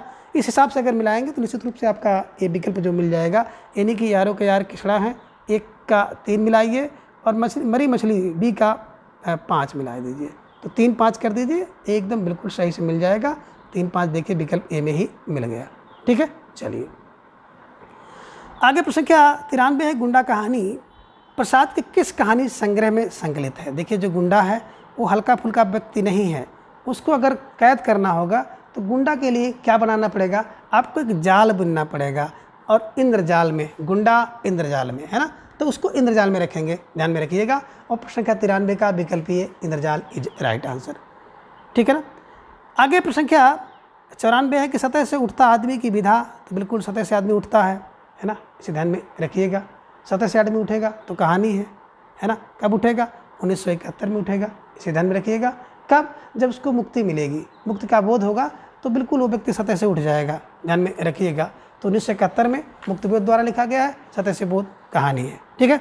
चलिए आगे प्रश्न संख्या 75 की समांतर कहानी के पुरस्कर्ता कमलेश्वर का मूल नाम क्या था? देखिए समांतर चले कमलेश्वर, समांतर चले कमलेश्वर और बेहतर चलते हैं, यानी 1972 में, ठीक है ना, समांतर कहानी। और इनका नाम था नीरज सक्सेना, नीरज सक्सेना। कौन थे? नीरज सक्सेना, कमलेश्वर नीरज सक्सेना, इसे ध्यान में रखिएगा। और प्रश्न संख्या 95 का विकल्प ए इज राइट आंसर, ठीक है। चलिए आगे प्रश्न संख्या 96 है कि आधुनिक नारी अब अपनी पूरी गरिमा, देह संपदा और वास्तविक सम्मान के साथ आई है। औरतें अब औरतें हैं, वे झूठी सती या वेश्याएं नहीं हैं, इसलिए नई कहानी खलनायकों से शून्य है। नई कहानी के संबंध में यह कथन किसका है? तो बिल्कुल संख्या 96 को अगर आप गौर से देखेंगे तो विकल्प ये कमलेश्वर इज राइट आंसर है ना। तो गरिमामयी और ये एकदम बिल्कुल देह संपदा, ये सब की बात कौन कर सकता है? कमलेश्वर कर सकते हैं। तो प्रश्न संख्या 96 का विकल्प ये कमलेश्वर इज राइट आंसर। आगे प्रश्न संख्या 97 है कि वारेन हेस्टिंग का साण, इसके लेखक कौन है? अब वारेन हेस्टिंग का साण का हमने क्या कहा? बोला उदय हो गया, उदय फार उदय प्रकाश द्वारा लिखा गया है, इसे ध्यान में रखिएगा। और प्रश्न संख्या 97 के विकल्प सी को सही करिएगा। आगे प्रश्न संख्या 98 है कि तीसरी कसम, है ना, तो तीसरी कसम फिल्म किस लेखक की कहानी पर बनाई गई है? तो रेणु की है, रेणु ने तीसरी कसम खाई, ध्यान में रखिएगा। और प्रश्न संख्या 98 का विकल्प है बी को आप सही कर लीजिएगा। आगे प्रश्न संख्या 99 है कि प्रेमचंद की अंतिम कहानी, तो भैया देखो सबकी कहानी है, अंतिम में क्या होता है? कफन मिलता है, तो ध्यान में रखिएगा। प्रेमचंद की अंतिम कहानी विकल्प भी कफन है, 1929 में लिखा गया, ठीक है। चलिए आगे प्रश्न संख्या 100 है कि आलसियों का कोड़ा। अब आलसियों को कोड़ा कौन मारेगा? बोले भाई आलसियों को कोड़ा वही मारेगा जो राजा होगा और उसके ऊपर स्टार लगा होगा, स्टार जैसे दरोगा और आदि अधिकारी के पास स्टार लगा होता है, तो वही कोड़ा मारता है। तो आलसियों को कोड़ा कौन मारेगा? जो राजा होगा और जिसके ऊपर स्टार लगा है। तो स्टार माने सितारा, ठीक है ना। तो बिल्कुल राजा शिव प्रसाद सितारे हिंदी राइट आंसर। और प्रश्न संख्या 100 का विकल्प डी को आप सही कर लीजिएगा। तो इस प्रकार प्रश्न संख्या 101 है, हत्या नामक कहानी के लेखक हैं। कहने का आशा है ये जो हत्या नामक कहानी है इसको किसने लिखा है? तो बिल्कुल आप सही समझ रहे हैं, जो हत्या नामक कहानी है इसके लेखक हैं विकल्प बी जैनेन्द्र कुमार, इसे ध्यान में रखिएगा। और प्रश्न संख्या 101 का विकल्प बी को आप सही करिएगा, ठीक है। चलिए आगे है प्रश्न संख्या 102 कि प्रेमचंद उर्दू में किस नाम से लिखते थे? तो बिल्कुल सही प्रश्न है कि उर्दू में बात करें मुंशी प्रेमचंद जी की तो विकल्प बी नवाब राय नाम से लिखते थे। बात करें इनके पिताजी का नाम तो अजायब नाम था। धनपत राय इनका मूल नाम था। 1880 में मुंशी का जन्म हुआ और 36 बुद्धि रखते थे, यानी कि 1936 में इनका जो है देहांत होता है। प्रेमचंद इनका नाम नहीं था बल्कि मूल नाम था धनपत राय, लेकिन दयाराम यानी कि दयानारायण निगम जी ने इनका जो नाम है वो प्रेमचंद रखा है, इसे ध्यान में रखिएगा। तो उर्दू में किस नाम से लिखते थे? बिल्कुल प्रश्न संख्या 102 का विकल्प B Nawab Rai is right answer, इसे ध्यान में रखिएगा, ठीक है। चलिए आगे प्रश्न संख्या 103 है कि प्रेमचंद की किस कृति को प्रतिबंधित किया गया था? तो देखिए ये 3-4 बार प्रश्न पूछा जा चुका है ना। सोजे वतन को 1907 में इन्होंने लिखा था और संभवतः 8 में इसको प्रतिबंधित किया गया था। तो 1907-8 प्रश्न पूछा जाता है, ठीक है ना, सोजे वतन, ठीक है, ध्यान में रखिएगा। आगे प्रश्न संख्या 104 कफन कहानी में घीसू और माधव कफन के पैसे का क्या करते हैं? तो सबसे पहले आपके दिमाग में आना चाहिए कि कफन कहानी के लेखक मुंशी प्रेमचंद कब लिखे? 1936 में। मुख्य पात्र घीसू और माधव, ठीक है ना, कब? जब बुधिया मर जाती है। तो कह रहे हैं कि कफन के लिए जो पैसा इनको मिलता है उस पैसे का क्या करते हैं, है ना। तो विकल्प देख रहे हैं पूरी खरीद कर लाते हैं, ये भी सही है। और विकल्प बी है कि बोतल भर शराब पीते हैं, है ना। तो विकल्प डी उपयुक्त दोनों काम करते हैं, ये सही है। तो प्रश्न संख्या 104 का कफन के पैसे का घीसू और माधव क्या करते हैं? दोनों पूरी खरीद कर लाते हैं और बोतल भर शराब लाकर पीते हैं। तो बिल्कुल प्रश्न संख्या 104 का विकल्प डी इज राइट आंसर। आगे प्रश्न संख्या 105 निम्नांकित में मनोविश्लेषण प्रधान कथाकार कौन नहीं है? बात करें मनोविश्लेषण प्रधान कथाकार की, तो बिल्कुल इलाचंद जोशी भी हैं, आगे जी हैं, जैनेन्द्र जी हैं। लेकिन विकल्प सी सुदर्शन जी जो है मनोविश्लेषण कथाकार के अंतर्गत नहीं आते हैं। तो प्रश्न संख्या 105 का विकल्प C Sudarshan is a right answer. आगे प्रश्न संख्या 106 कि भोला राम का जीव व्यंग के लेखक कौन हैं। अब भोला राम के जीव की बात करेंगे तो बिल्कुल भोला राम का जीव कहाँ जा रहा है, बोले हरिशंकर के पास जा रहा है। वैसे भी भोला है ना, भोला किसको कहते हैं, शंकर जी को कहते हैं। तो भोला जीव दिमाग में रखिएगा, भोला राम का जीव हरिशंकर के पास जाता है, हरिशंकर के पास जाता है, ध्यान में रखिएगा। अब भोला भाला शिव जी को कहते भी हैं। तो भोला राम का जीव है ना, विकल्प ये हरिशंकर परसाई जी द्वारा लिखा गया व्यंग्यात्मक कहानी है। ठीक है, चलिए आगे बात करते हैं प्रश्न संख्या 107 की कि नारी पात्र मधुलिका का संबंध किस कहानी से है। तो बिल्कुल बात किया जाए नारी पात्र मधुलिका का संबंध किस कहानी से, तो बिल्कुल विकल्प बी पुरस्कार से है, इसे ध्यान में रखिएगा। जिसमें अरुण और मधुलिका प्रमुख पात्र हैं, इसे ध्यान में रखिएगा, प्रसाद जी द्वारा लिखा गया है। ठीक है ना। तो प्रश्न संख्या 107 का विकल्प बी पुरस्कार इज राइट आंसर। ठीक है, चलिए आगे प्रश्न संख्या 108 है कि नई कहानी आंदोलन के प्रमुख कहानीकार हैं। यानी कि नई कहानी आंदोलन के प्रमुख कहानीकारों की ट्रिक हमने बताई थी कि जो नई कहानी है ये कमोरा है, कमोरा है ना। का से कमलेश्वर, मो से मोहन राकेश, रा से राजेंद्र यादव। ये 3 लोग नई कहानी आंदोलन के प्रमुख कहानीकार हैं और तीनों में से अगर देखेंगे तो प्रश्न संख्या 108 में विकल्प ए मोहन राकेश आपको मिल रहे हैं। तो प्रश्न संख्या 108 का विकल्प A Mohan Rakesh is right answer. Jainendra ji, Ilachand Joshi और यशपाल जी का नई कहानी आंदोलन से कोई संबंध नहीं है। ठीक है ना। तो बिल्कुल आप सही समझ गए होंगे, प्रश्न संख्या 108 का विकल्प A Mohan Rakesh is right answer. आगे प्रश्न संख्या 109 है कि हिंदी की प्रसिद्ध कहानी कसाई बाड़ा के लेखक हैं, है ना। तो बिल्कुल कसाई बाड़ा में क्या मिला, बोले सर शिव की मूर्ति मिली। शिव की मूर्ति कहाँ मिली, बोले सर कसाई बाड़ा में।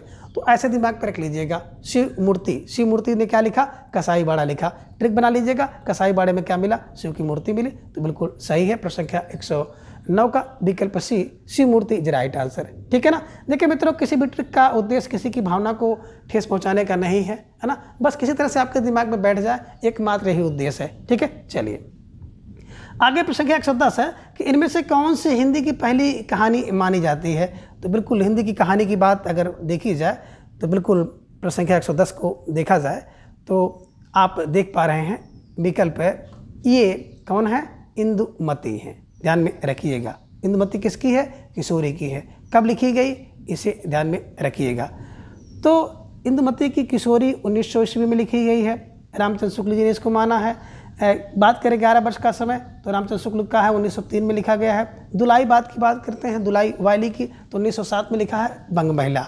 तो इसके अनुसार अगर देखा जाए इनमें से कौन, तो बिल्कुल प्रश्न संख्या 110 का विकल्प इंदुमती है। फिलहाल हिंदी की पहली कहानी की बात करें तो इस समय अधिकांश विद्वान माधवराव सप्रे द्वारा लिखी गई कहानी है एक टोकरी भर मिट्टी, है ना। टोकरी भर मिट्टी 1901 में लिखी गई है। उस कहानी को पहली कहानी माना जाता है, इसे ध्यान में रखिएगा। तो प्रश्न संख्या 110 का विकल्प ए इंदुमती इज राइट आंसर। आगे है प्रश्न संख्या 111, बंग महिला का असली नाम क्या था। तो हमने आपको बताया था कि बंग महिला का जो असली नाम था राजेंद्र बाला घोष था। और बंग महिला क्या है, हिंदी की पहली कहानी लेखिका है, इन्हें भी ध्यान में आप रखिएगा। ठीक है ना। चलिए अब बंग महिला का असली नाम राजेंद्र बाला घोष था। ये मिर्जापुर के निवासी जिनका नाम था बाबू पूर्णचंद, इनकी धर्मपत्नी थी। ठीक है ना। तो हिंदी की प्रथम कहानी लेखिका मानी जाती हैं। इनके द्वारा जो कहानियाँ लिखी गई हैं, चंद्रदेव से मेरी बातें, 4 बातें 1904 में लिखा गया, कुंभ में छोटी बहू 1906 में, दुलाई वाली 1907 में, और एक कहानी दलिया इनके द्वारा लिखी गई है। तो बिल्कुल प्रश्न संख्या 111 का विकल्प भी राजेंद्र बाला घोष इज राइट आंसर। आगे प्रश्न संख्या 112 है कि इंदुमती किसकी छाया मानी जाती है। तो आप लोग देखे होंगे, है ना, शेक्सपियर का एक नाटक है टेम्पेस्ट, है ना। टेम्पेस्ट पे इंदुमती, है ना, टेम्पेस्ट की छाया इंदुमती पे मानी जाती है, इसे ध्यान में रखिएगा। और प्रश्न संख्या 112 का विकल्प सी को आप सही करिएगा। ठीक है। प्रश्न संख्या 113 कि इनमें प्रवासी कहानीकार हैं। अब देखिए जो प्रवासी कहानीकार होगा, प्रवास से आया होगा, वो बड़ा तेज होगा। तेज फार तेजेंद्र, इसे ध्यान में रखिएगा। और प्रश्न संख्या 113 का विकल्प B Tejendra Sharma is right answer. ठीक है। चलिए आगे प्रश्न संख्या 114 है कि हिंदी का ऐसा कौन सा निबंधकार है जिसके ध्यान में लिखते समय बाण और दंडी रहा करते थे, है ना। तो देखिए बाण और दंडी किसके ध्यान में रहेंगे भैया, देखिए जो गोविंद की तरह, गोविंद नारायण की तरह तेज होगा, गोविंद नारायण की तरह होगा, उसके दिमाग में क्या रहेंगे, बिल्कुल बाण और दंडी दोनों रहेंगे। तो प्रश्न संख्या 114 का विकल्प सी इज राइट आंसर। ठीक है, चलिए आगे प्रश्न संख्या 115 है कि आधुनिक खोजों के अनुसार हिंदी की पहली मौलिक कहानी, तो बिल्कुल आपने सही समझ लिया, है ना। प्रश्न संख्या 115 की बात करते हैं, विकल्प डी एक टोकरी भर मिट्टी, है ना, माधवराव सप्रे द्वारा लिखी गई है 1901 में, इसे ध्यान में रखिएगा। आधुनिक शोध के अनुसार, है ना, हिंदी की पहली कहानी यही है, एक टोकरी भर मिट्टी, इसे ध्यान में रखिएगा। ठीक है, चलिए प्रश्न संख्या 116 है कि कहानीकार के रूप में विख्यात पुरातत्ववेत्ता हैं, तो बिल्कुल कहानीकार के रूप में पुरातत्ववेत्ता की बात करते हैं तो प्रश्न संख्या 116 का विकल्प ये Chandra Sharma Guleri is right answer. इनकी 3 कहानियां हैं, है ना, ये आपने देखा होगा, सुखमय काटा उसने, सुखमय जीवन काटा उसने, यानी सुखमय जीवन बुद्धू का काटा और उसने कहा था। सुखमय जीवन की बात करते हैं 1911 में, काटा बुद्धू का काटा 1914 में और उसने कहा था 1915 में। ठीक है, चंद्र शर्मा गुलेरी द्वारा लिखी गई सब कहानी है। ठीक है, चलिए आगे प्रश्न 117 है कि प्रेमचंद की कहानियों की संख्या बिल्कुल लगभग कितनी है, विकल्प बी 300 है। कहाँ पर है, मानसरोवर में है ना, और मानसरोवर के कुल 8 भाग हैं, इसे भी ध्यान में रख लीजिएगा, कभी कभी प्रश्न यहाँ से भी बन जाता है। ठीक है, चलिए आगे प्रश्न संख्या 118 कौन सी कहानी घटना प्रधान है। अब घटना प्रधान की बात करते हैं प्रश्न संख्या 118 में, तो बिल्कुल पंच परमेश्वर जो कहानी है ये घटना, है ना, घटना प्रधान है, इसे ध्यान में रखिएगा और प्रश्न संख्या 118 का विकल्प सी को आप सही करिएगा। ठीक है, चलिए अगला प्रश्न है प्रश्न संख्या 119 है कि झबरा किस कहानी का पात्र है, तो बिल्कुल आप सही समझ रहे हैं, झबरा, है ना, विकल्प बी फूस की रात का पात्र है। झबरा और हल्कू और मुन्नी 3 प्रमुख पात्र हैं। फूस की रात 1930 में किसने लिखा, प्रेमचंद ने लिखा, इसे ध्यान में रखिएगा। तो झबरा फूस की रात कहानी का पात्र है। संख्या 120 है कि प्रसाद की गुंडा कहानी में इतिहास में किस युग का चित्रण किया गया है ना, जो इनकी गुंडा कहानी है। तो गुंडा कहानी, तो देखिए गुंडा कौन कहेगा, है ना, ऐसा सब व्यक्ति नहीं कहता, बल्कि ईस्ट इंडिया कंपनी के लोग वाले जब आए थे तो लोग गुंडा कहते थे। दिमाग में से बैठा लीजिएगा, गुंडा, गुंडा ईस्ट इंडिया कंपनी, है ना, ईस्ट इंडिया कंपनी के समय की बात है, इसे ध्यान में रखिएगा। ठीक है, चलिए प्रश्न संख्या 121 है कि पूंजीपतियों की शोषक वृत्ति को उजागर करने वाले लेखक कौन हैं। अब बात की जाएगी पूंजीपतियों के शोषक वृत्ति को उजागर कौन करते थे, तो बिल्कुल यशपाल, पाल, है ना, यशपाल करते थे, इसे ध्यान में रखिएगा। और प्रश्न संख्या 121 का विकल्प सी को आप सही करिएगा। आगे है प्रश्न संख्या 122 कि राजस्थानी परिवेश में प्रेम की निर्गुण अभिव्यक्ति कहानी में हुई है।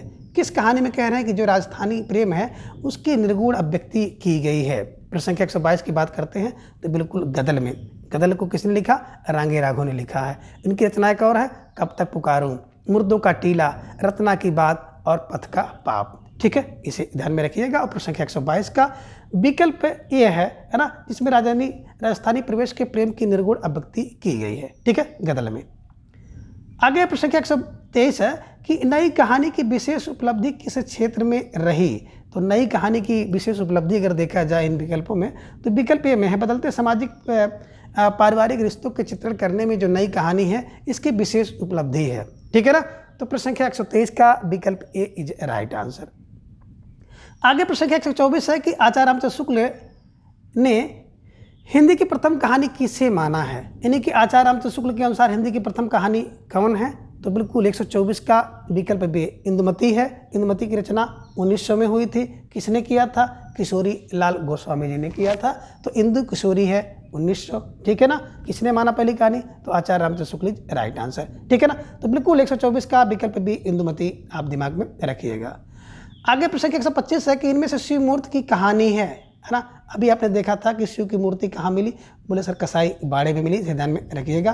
तो शिव की मूर्ति कसाई बाड़े में, शिव मूर्ति की कहानी है ना, कसाई बाड़ा, ये ध्यान में रखिएगा। लेकिन पूछा है कौन नहीं है, तो ध्यान में रखिएगा। देखिए गलती हुई थी, तो कसाई बाड़ा भी है। और विकल्प ए की बात करते हैं तो आप देख रहे हैं इनकी कहानी कौन सी, भरतनाट्यम भी है ना, त्रिया चरित्रम भी है। लेकिन विकल्प डी की बात करते हैं तो अकर्मक क्रिया इनकी कहानी नहीं है, इसे ध्यान में रखिएगा। ठीक है ना, इस प्रकार से अगर देखा जाए शिव मूर्ति की, तो शिव की मूर्ति में भरतनाट्यम भरतनाट्यम करते हैं। शिव की मूर्ति त्रिया चरित्र दिखता है आपको, और शिव की मूर्ति कहाँ मिली है? कसाईबाड़ा में मिली है। यानी कि ये तीन की तीनों रचनाएं शिव मूर्ति की हैं। लेकिन अकर्मक क्रिया की बात आती है तो अकर्मक क्रिया जो कि कहानी है वो शिव मूर्ति की नहीं है। तो प्रश्न संख्या 125 का विकल्प डी इज राइट आंसर। आगे प्रश्न संख्या 126 है कि नई कविता परंपरा का तिरस्कार और नई कहानी परंपरा का विस्तार यह कथन है ना। करें नई कविता परंपरा का तिरस्कार और नई कहानी परंपरा का विस्तार, ये कथन किसका हो सकता है? तो बिल्कुल राजेंद्र यादव का है। कौन का? राजेंद्र यादव का है। इसे ध्यान में रखिएगा। और प्रश्न संख्या 126 का विकल्प बी इज राइट आंसर। ठीक है, चलिए आगे प्रश्न संख्या 127 है कि कोठरी की बात कहानी अद्भुत है, इसके लेखक हैं, है ना। कोठरी की बात, अब कोठरी में बात जो होती है ना वो गुप्त होती, आगे होती, जान नहीं मिलता कौन सी बात हुई है ना। तो बस आगे दिमाग में रख लीजिएगा। कभी कभी देखते होंगे कुछ लोग कोठरी में बैठ कर कुछ बात कर लेते हैं, कोई मंत्रणा कर कोई सलाह कर लेते हैं तो आगे ही रह जाती है। बस दिमाग में रखिएगा कोठरी की बात क्या है? बोले सर आगे है, तो आगे जी द्वारा लिखी गई, इसे ध्यान में रखिएगा। ठीक है, चलिए आगे प्रश्न संख्या 128 है कि निम्नलिखित में से कौन सी कहानी पंडित चंद्र शर्मा गुलेरी की कृति नहीं है? तो बिल्कुल आप सही समझ रहे हैं। सुखमय जीवन की बात करते हैं तो 1911 में, बुद्धू का कांटा 1914 में, उसने कहा था 1915 में। विकल्प सी की बात करते हैं 11 वर्ष का समय, तो 11 वर्ष का समय 1903 में, है ना, आचार्य रामचंद्र शुक्ल जी ने लिखा था, इसे ध्यान में रखिएगा। तो 11 वर्ष का समय जो है गुलेरी जी की रचना नहीं है। प्रश्न संख्या 128 का विकल्प सी इज राइट आंसर। आगे बात हम लोग करें प्रश्न संख्या 129 का कि मुंशी धनपत राय को प्रेमचंद नाम से सुशोभित करने वाले व्यक्ति का नाम? तो बिल्कुल दया नारायण निगम, इसे ध्यान में रखिएगा, है ना। कौन? मुंशी दया नारायण निगम ने इनको क्या किया था कि प्रेमचंद की उपाधि दी थी, इसे ध्यान में रखिएगा। इनका मूल नाम धनपत राय था, उर्दू में अजायब नाम से क्या करते थे? ये पत्र लिखते थे। ठीक है, चलिए तो प्रश्न संख्या 129 का विकल्प ए मुंशी दया नारायण निगम। ठीक है, चलिए प्रश्न संख्या 130 है कि निम्नलिखित में से राजेंद्र यादव की कौन सी, है ना, राजेंद्र यादव की कहानी कौन सी है? तो बिल्कुल आप सही समझ रहे हैं। जहां लक्ष्मी कैद हैं वहीं राजेंद्र यादव हैं, इसे ध्यान में रखिएगा। एक और जिंदगी मोहन राकेश की है। ठीक है ना। एक दिन निर्मल होता है, ध्यान में रखिएगा। तो प्रश्न संख्या 130 का विकल्प बी जहां लक्ष्मी कैद, ये किसकी? राजेंद्र यादव जी की कहानी है, इसे ध्यान में रखिएगा। आगे प्रश्न संख्या 131 है कि लड़कपन था तब मैं उसके समकक्ष था, हम में कोई भेद ना था, यह पद पाकर मैं अब केवल उसकी दया के योग्य हूँ, वह मुझे अपना जोड़ नहीं समझता, वह बड़ा हो गया है, मैं छोटा हो गया हूँ, निम्नलिखित में से किस कहानी का अंश है ना। 131 की बात कर रहे हैं, किस कहानी का है? तो बिल्कुल आप सही समझ रहे हैं, है ना। विकल्प डी है gulli danda is right answer. ठीक है ना, विकल्प डी गुल्ली डंडा कहानी का अंश है, इसे ध्यान में रखिएगा। ठीक है, प्रश्न संख्या 132 है कि निम्नलिखित में से कौन कहानीकार प्रेमचंद युग का नहीं है? तो बिल्कुल आप सही समझ रहे हैं कि प्रश्न संख्या 132 में अगर देखा जाए तो बिल्कुल विकल्प सी जैनेन्द्र कुमार जो हैं ये प्रेमचंद युग के कहानीकार नहीं हैं, इसे दिमाग में रखिएगा। और प्रश्न संख्या 132 का विकल्प सी को आप सही करिएगा। आगे प्रश्न संख्या 133 है कि प्रेमचंद जी की किस कहानी में बाल चित्रण का अनोखा वर्णन किया गया है? तो बिल्कुल आपने देखा होगा बाल चित्रण का बहुत अनोखा चित्रण है, किसमें? ईदगाह में, इसे ध्यान में रखिएगा। और प्रश्न संख्या 133 का विकल्प D Idgah is right answer. ठीक है, चलिए आगे इसको सुमेलित करना है। और आप एक तरफ देख रहे हैं कि प्रमुख आंदोलन है और दूसरी तरफ उसके जो है आप कह सकते हैं कि प्रवर्तक हैं। ठीक है ना। आ कहानी की बात करते हैं तो आ कहानी का, है ना, बिल्कुल आपने देखा था गंगा प्रसाद विकल्प, है ना। तो गंगा प्रसाद की कहानी आ कहनी है, कहीं ना जा सकती है। सक्री बस को बताया सक्रिय हो जा, बस पार, है ना, बिल्कुल राकेश बस। समांतर कमलेश्वर और सचेतन महेप सिंह, इसे ध्यान में रखिएगा। अब इसके अनुसार अगर देखा जाए तो ए का डी और बी का सी, ए का डी बी का सी, ए का डी बी का सी, है ना। तो ए का डी बी का सी यानी कि इसमें देखा जाएगा तो विकल्प ए इज राइट आंसर। ठीक है, चलिए आगे प्रश्न संख्या 135 है कि निम्नलिखित में से किस कहानी के लेखक मुंशी प्रेमचंद्र नहीं हैं, है ना। तो बिल्कुल आप सही समझ रहे हैं। मुंशी प्रेमचंद की कहानी है होली का उपहार है, मुक्ति मार्ग भी इनका है, बड़े घर की बेटी है। लेकिन विकल्प डी की बात करें तो देवदासी इनकी कहानी नहीं है, बल्कि देवदासी कहानी जो होता है वो जयशंकर प्रसाद जी की है, इसे ध्यान में रखिएगा। और प्रश्न संख्या 135 का विकल्प D devadasi is right answer.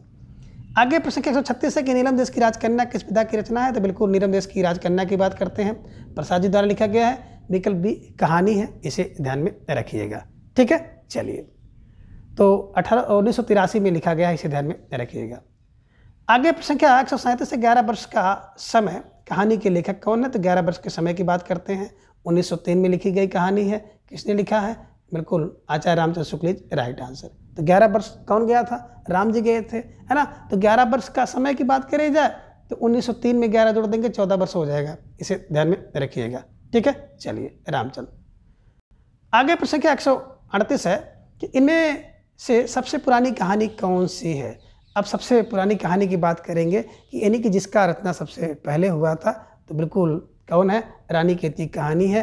किसने लिखा है? इंसा अल्लाह खान ने लिखा है। कहीं कहीं पे इसको 1798 में और कहीं कहीं पे 1803 ईस्वी माना जाता है, तो इसे ध्यान में रखिएगा। और प्रश्न संख्या 138 का विकल्प ये रानी केती कहानी सबसे पुरानी कहानी है, इंसा अल्लाह खान ने लिखा है। ठीक है, अब आगे है प्रश्न संख्या 139 से निम्नलिखित कहानियों में से कौन सी कहानी जैनेन्द्र कुमार कृति है? तो बिल्कुल आप सही समझ रहे हैं। विकल्प सी पाजेब कहानी जैनेन्द्र जी की है। नमक का दरोगा मुंशी प्रेमचंद जी का है। मलबे का मालिक मोहन राकेश का है। हार की जीत सुदर्शन की है। तो बिल्कुल सही समझ रहे हैं। प्रश्न संख्या 139 का विकल्प सी पाजेब इज राइट आंसर। आगे प्रश्न संख्या 140 है कि निम्नलिखित में से कौन सी कहानी शैलेश मटियानी की है ना। तो बिल्कुल शैलेश मटियानी जी की बात करें प्रश्न संख्या 140 का, तो विकल्प डी अर्धांगिनी। अर्धांगिनी कहानी किसकी है? शैलेश मटियानी की है, इसे ध्यान में रखिएगा। और प्रश्न संख्या 140 का विकल्प डी इज राइट आंसर। आगे प्रश्न संख्या 141 है कि झबरा कुत्ता प्रेमचंद जी किस कहानी का पात्र है? तो देखेंगे कि ये लगभग चौथी पांचवी बार ये प्रश्न आ रहा है। तो झबरा कुत्ता की बात करते हैं। झबरा कुत्ता विकल्प बी पूस की रात का है। हल्कू, झबरा कुत्ता और मुन्नी, ठीक है ना। पूस की रात 1930 में मुंशी प्रेमचंद जी ने लिखा है, ठीक है ना। तो प्रश्न संख्या 141 का विकल्प बी पूस की रात इज राइट आंसर। आगे प्रश्न 142 प्रकाशन के अनुसार निम्नलिखित कहानियों का सही अनुक्रम होगा। अब प्रकाशन के अनुसार देखा जाए 142 प्रश्न को, तो बिल्कुल आप सही समझ रहे हैं। सबसे पहले दो बैलों की कथा। अब दो बैलों की कथा 1931 में लिखी गई है। बड़े भाई साहब की बात करते हैं तो बड़े भाई साहब इस समय 34 साल के हैं। कफन 1936 में और क्रिकेट का मैच 36 में हुआ था, ठीक है ना। तो प्रश्न संख्या 142 का अगर देखा जाए तो बिल्कुल विकल्प सी इज ए राइट आंसर, ठीक है। चलिए आगे प्रश्न संख्या 143 है कि प्रकाशन वर्ष के अनुसार निम्नलिखित कहानी संग्रहों का सही अनुक्रम क्या होगा? तो बिल्कुल विकल्प ये देखा जाए शरणार्थी। शरणार्थी 48 हैं, इसे ध्यान में रखिएगा। के परिंदे 60 हैं, इसे ध्यान में रखिएगा, निर्मल होते हैं। कामरेड 1993 में और डायन 1998 में, ठीक है ना। तो प्रश्न संख्या 143 का विकल्प ए इज राइट आंसर। आगे प्रश्न संख्या 144 है कि प्रेमचंद की ईदगाह कहानी में हामिद की दादी का नाम क्या था? इसे ध्यान में रखिएगा। हामिद की जो दादी थी उनका नाम क्या था? तो विकल्प सी अमीना इज राइट आंसर, इसे ध्यान में रखिएगा, है ना। कहानी है ईदगाह। चलिए आगे प्रश्न 145 है कि बड़े भाई के चरित्र के मनोवैज्ञानिक विश्लेषण पर आधारित प्रेमचंद की कौन सी कहानी है? बड़े भाई के चरित्र पर आधारित कहानी, ठीक है ना। तो जैसे कि आप नाम से ही देख सकते हैं, बड़ा भाई तो बड़े भाई होगा, है ना, टाइटल है, ठीक है ना। इसे ध्यान में रखिएगा कि बड़े भाई के चरित्र को मनोवैज्ञानिक विश्लेषण आधार बना करके बड़े भाई कहानी मुंशी प्रेमचंद जी ने लिखी है। तो प्रश्न संख्या 145 का विकल्प डी बड़े भाई साहब इज राइट आंसर। आगे प्रश्न संख्या 146 है कि प्रेमचंद के तीसरे दौर की कहानियाँ किस श्रेणी में थी? जब प्रेमचंद जी तीसरे दौर पे आए थे तो उनकी कहानी किस के अंतर्गत आती थी? तो बिल्कुल आप सही समझ रहे हैं। प्रश्न संख्या 146 का विकल्प है। उस समय तीसरे दौर में उन्होंने यथार्थवादी कहानी लिखना शुरू कर दिया था, इसे ध्यान में रखिएगा। प्रश्न संख्या 147 है कि चंद्र शर्मा गुलेरी कौन सी कहानी को कहानी कला की दृष्टि उत्कृष्ट माना है ना। चंद्र शर्मा गुलेरी जी ने कह रहे कौन सी कहानी को कहानी कला की दृष्टि उत्कृष्ट माना है गुलेरी जी ने? तो बिल्कुल विकल्प डी को उन्होंने माना है। उसने कहा था जिसे गुलेरी जी ने 1915 में लिखा है, इसे ध्यान में रखिएगा। सुखमय जीवन 1911 में लिखा है। बुद्धू का कांटा 1914 में लिखा है। तो बिल्कुल प्रश्न संख्या 147 का विकल्प डी उसने कहा था इज राइट आंसर। आगे है प्रश्न संख्या 148 है कि प्रेमचंद की निम्नलिखित कहानियों में दलित चेतना की कहानी कौन सी है। तो बिल्कुल अगर दलित चेतना की कहानी की बात किया जाएगा तो बिल्कुल विकल्प ये ठाकुर का कुआं इज राइट आंसर। ठीक है ना, जिसमें प्रेमचंद जी ने दलित कहानी की चेतना का वर्णन किया है। ठीक है, चलिए आगे प्रश्न संख्या 149 है कि निम्नलिखित पंक्तियां प्रेमचंद की किस कहानी से ली गई हैं। पंक्तियां हैं कि ईश्वरी एक बड़े जमींदार का लड़का था और मैं एक गरीब का औरत था जिसके पास मेहनत मजदूरी के सिवा और कोई जायदाद ना थी। हम दोनों में परस्पर बहस होती रहती थी। मैं जमींदार की बुराई करता, उन्हें हिंसक पशु और खून चूसने वाला जोंक और वृक्षों की चोटी पर फूलने वाला बंझा कहता। वह जमींदारों का पक्ष लेता पर स्वभावतः उसका पहलू कुछ कमज़ोर होता। इस किस कहानी से पात्र और कथन है ना, तो बिल्कुल लिए गए हैं। प्रश्न संख्या 149 को देखेंगे तो बिल्कुल नशा है ना, ध्यान में रखिएगा। प्रेमचंद जी के नशा कहानी से लिया गया है, इसे ध्यान में रखिएगा। और प्रश्न संख्या 49 का विकल्प ए इज राइट आंसर।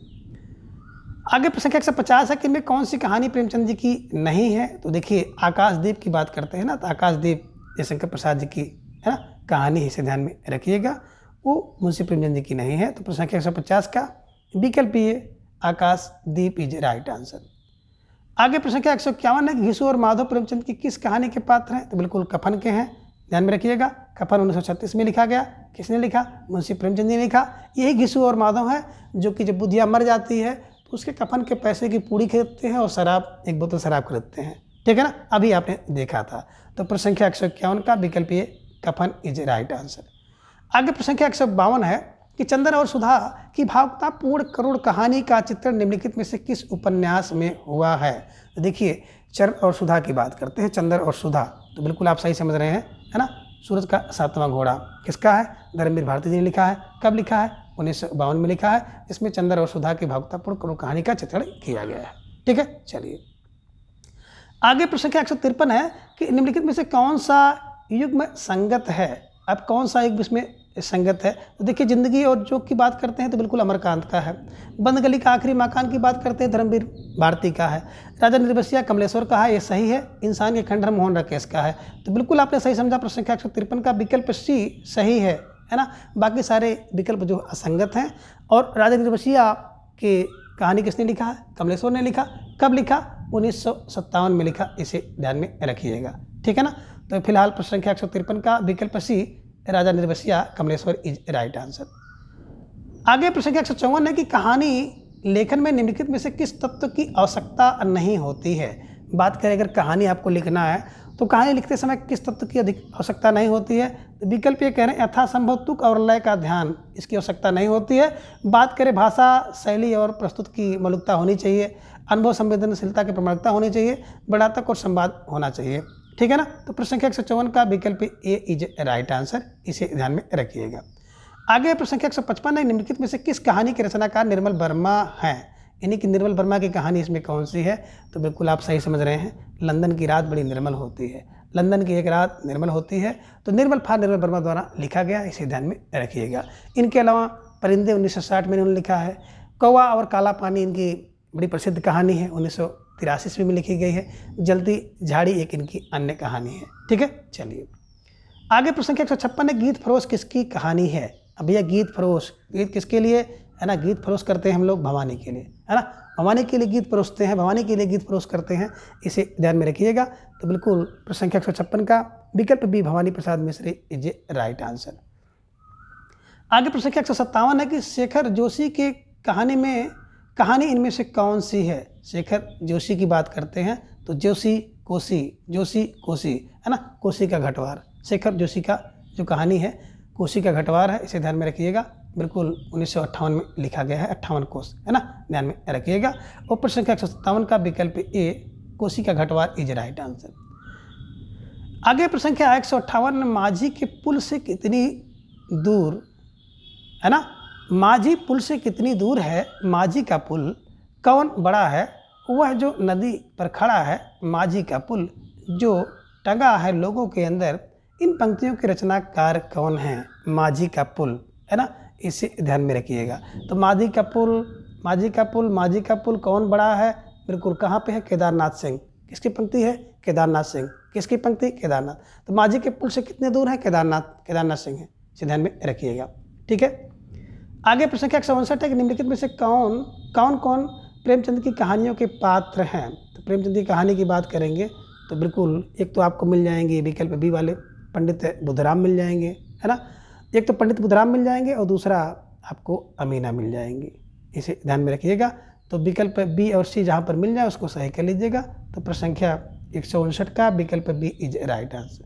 ठीक है, चलिए आगे प्रश्न संख्या 160 है कि जाह्नवी कहानी के लेखक कौन है? बिल्कुल जा से जाह्नवी, जा से जैनेंद्र, जा से जाह्नवी, जा से जैनेंद्र। तो प्रश्न संख्या 160 का विकल्प D Jainendra Kumar is right answer. आगे प्रश्न संख्या 161 है कि शतरंज के खिलाड़ी रचना किसकी है? तो बिल्कुल शतरंज के खिलाड़ी शतरंज खेलते हैं बड़े प्रेम से, प्रेम फार प्रेमचंद जी की रचना है, इसे ध्यान में रखिएगा। और प्रश्न संख्या 161 का विकल्प डी को आप सही करिएगा। ठीक है, चलिए प्रश्न संख्या 162 है कि ठिठुरता हुआ गणतंत्र किसकी रचना है ना। अब गणतंत्र में कोई व्यक्ति ठिठुरेगा, कब ठिठुरेगा, है ना। तो बिल्कुल Harishankar Prasai is right answer. एक व्यंग्यात्मक रचना है, इसे ध्यान में रखिएगा। ठीक है, चलिए प्रश्न संख्या 163 है कि उषा प्रेमदा की वापसी किस विधा की रचना है? तो वापसी की बात हम लोग 20 बार कर चुके हैं, है ना। 1960 में लिखी गई रचना है, उषा प्रेमदा ने लिखा है। और विकल्प सी की बात करें तो कहानी है, इसे ध्यान में रखिएगा। ठीक है, चलिए आगे प्रश्न संख्या 164 है कि कौन सा कहानीकार नई कहानी आंदोलन में शामिल नहीं है? तो नई कहानी आंदोलन का हमने आपको एक बताया था कि नई कहानी जो होती है वो बड़ी कमोरा है। कमोरा माने कमाई है। कमलेश्वर, मोहन राकेश, राजेंद्र यादव। तो कमलेश्वर मिल गए, राजेंद्र यादव मिल गए, मोहन राकेश मिल गए। लेकिन विकल्प सी की बात करते हैं तो मार्कंडेय जो है नई कहानी आंदोलन के अंतर्गत नहीं आ रहे हैं। और प्रश्न संख्या 164 का विकल्प सी मार्कंडेय इज राइट आंसर। ठीक है, चलिए आगे प्रश्न संख्या 165 है कि सिक्का बदल गया किसकी कहानी है? अब सिक्का बदल गया, बिल्कुल, है ना। प्रश्न संख्या 165 का विकल्प B Krishna Sobti is right answer, इसे ध्यान में रखिएगा। ठीक है ना। तो किसड़ा सोबती की ये कहानी है 1979 में लिखी गई है और 1980 में इसको बात करते हैं, ध्यान में रखिएगा। किसड़ा सोबती की एक रचना है जिंदगी नामा, जिस पर इन्हें साहित्य अकादमी पुरस्कार मिला हुआ है। तो इस प्रकार से सिक्का बदल गया कहानी की लेखिका विकल्प बी किसड़ा सोबती हैं, इन्हें ध्यान में रखिएगा। तो इस प्रकार से आप इन सभी प्रश्नों को आसानी से याद कर सकते हैं। और कुछ ऐसी चीज़ें हैं जिन्हें आप ट्रिक की सहायता से अपने दिमाग में हमेशा के लिए बैठा सकते हैं। तो आज के इस वीडियो में बस इतना। वीडियो देखने के बाद आपको कैसा लगा प्लीज़ अपनी राय कमेंट बॉक्स में आप ज़रूर दें। तो आज के इस वीडियो में बस इतना। अगले वीडियो में फिर हम इसी तरह से कुछ नए प्रश्नों के साथ उपस्थित होंगे। तब तक के लिए धन्यवाद, नमस्कार, बाय।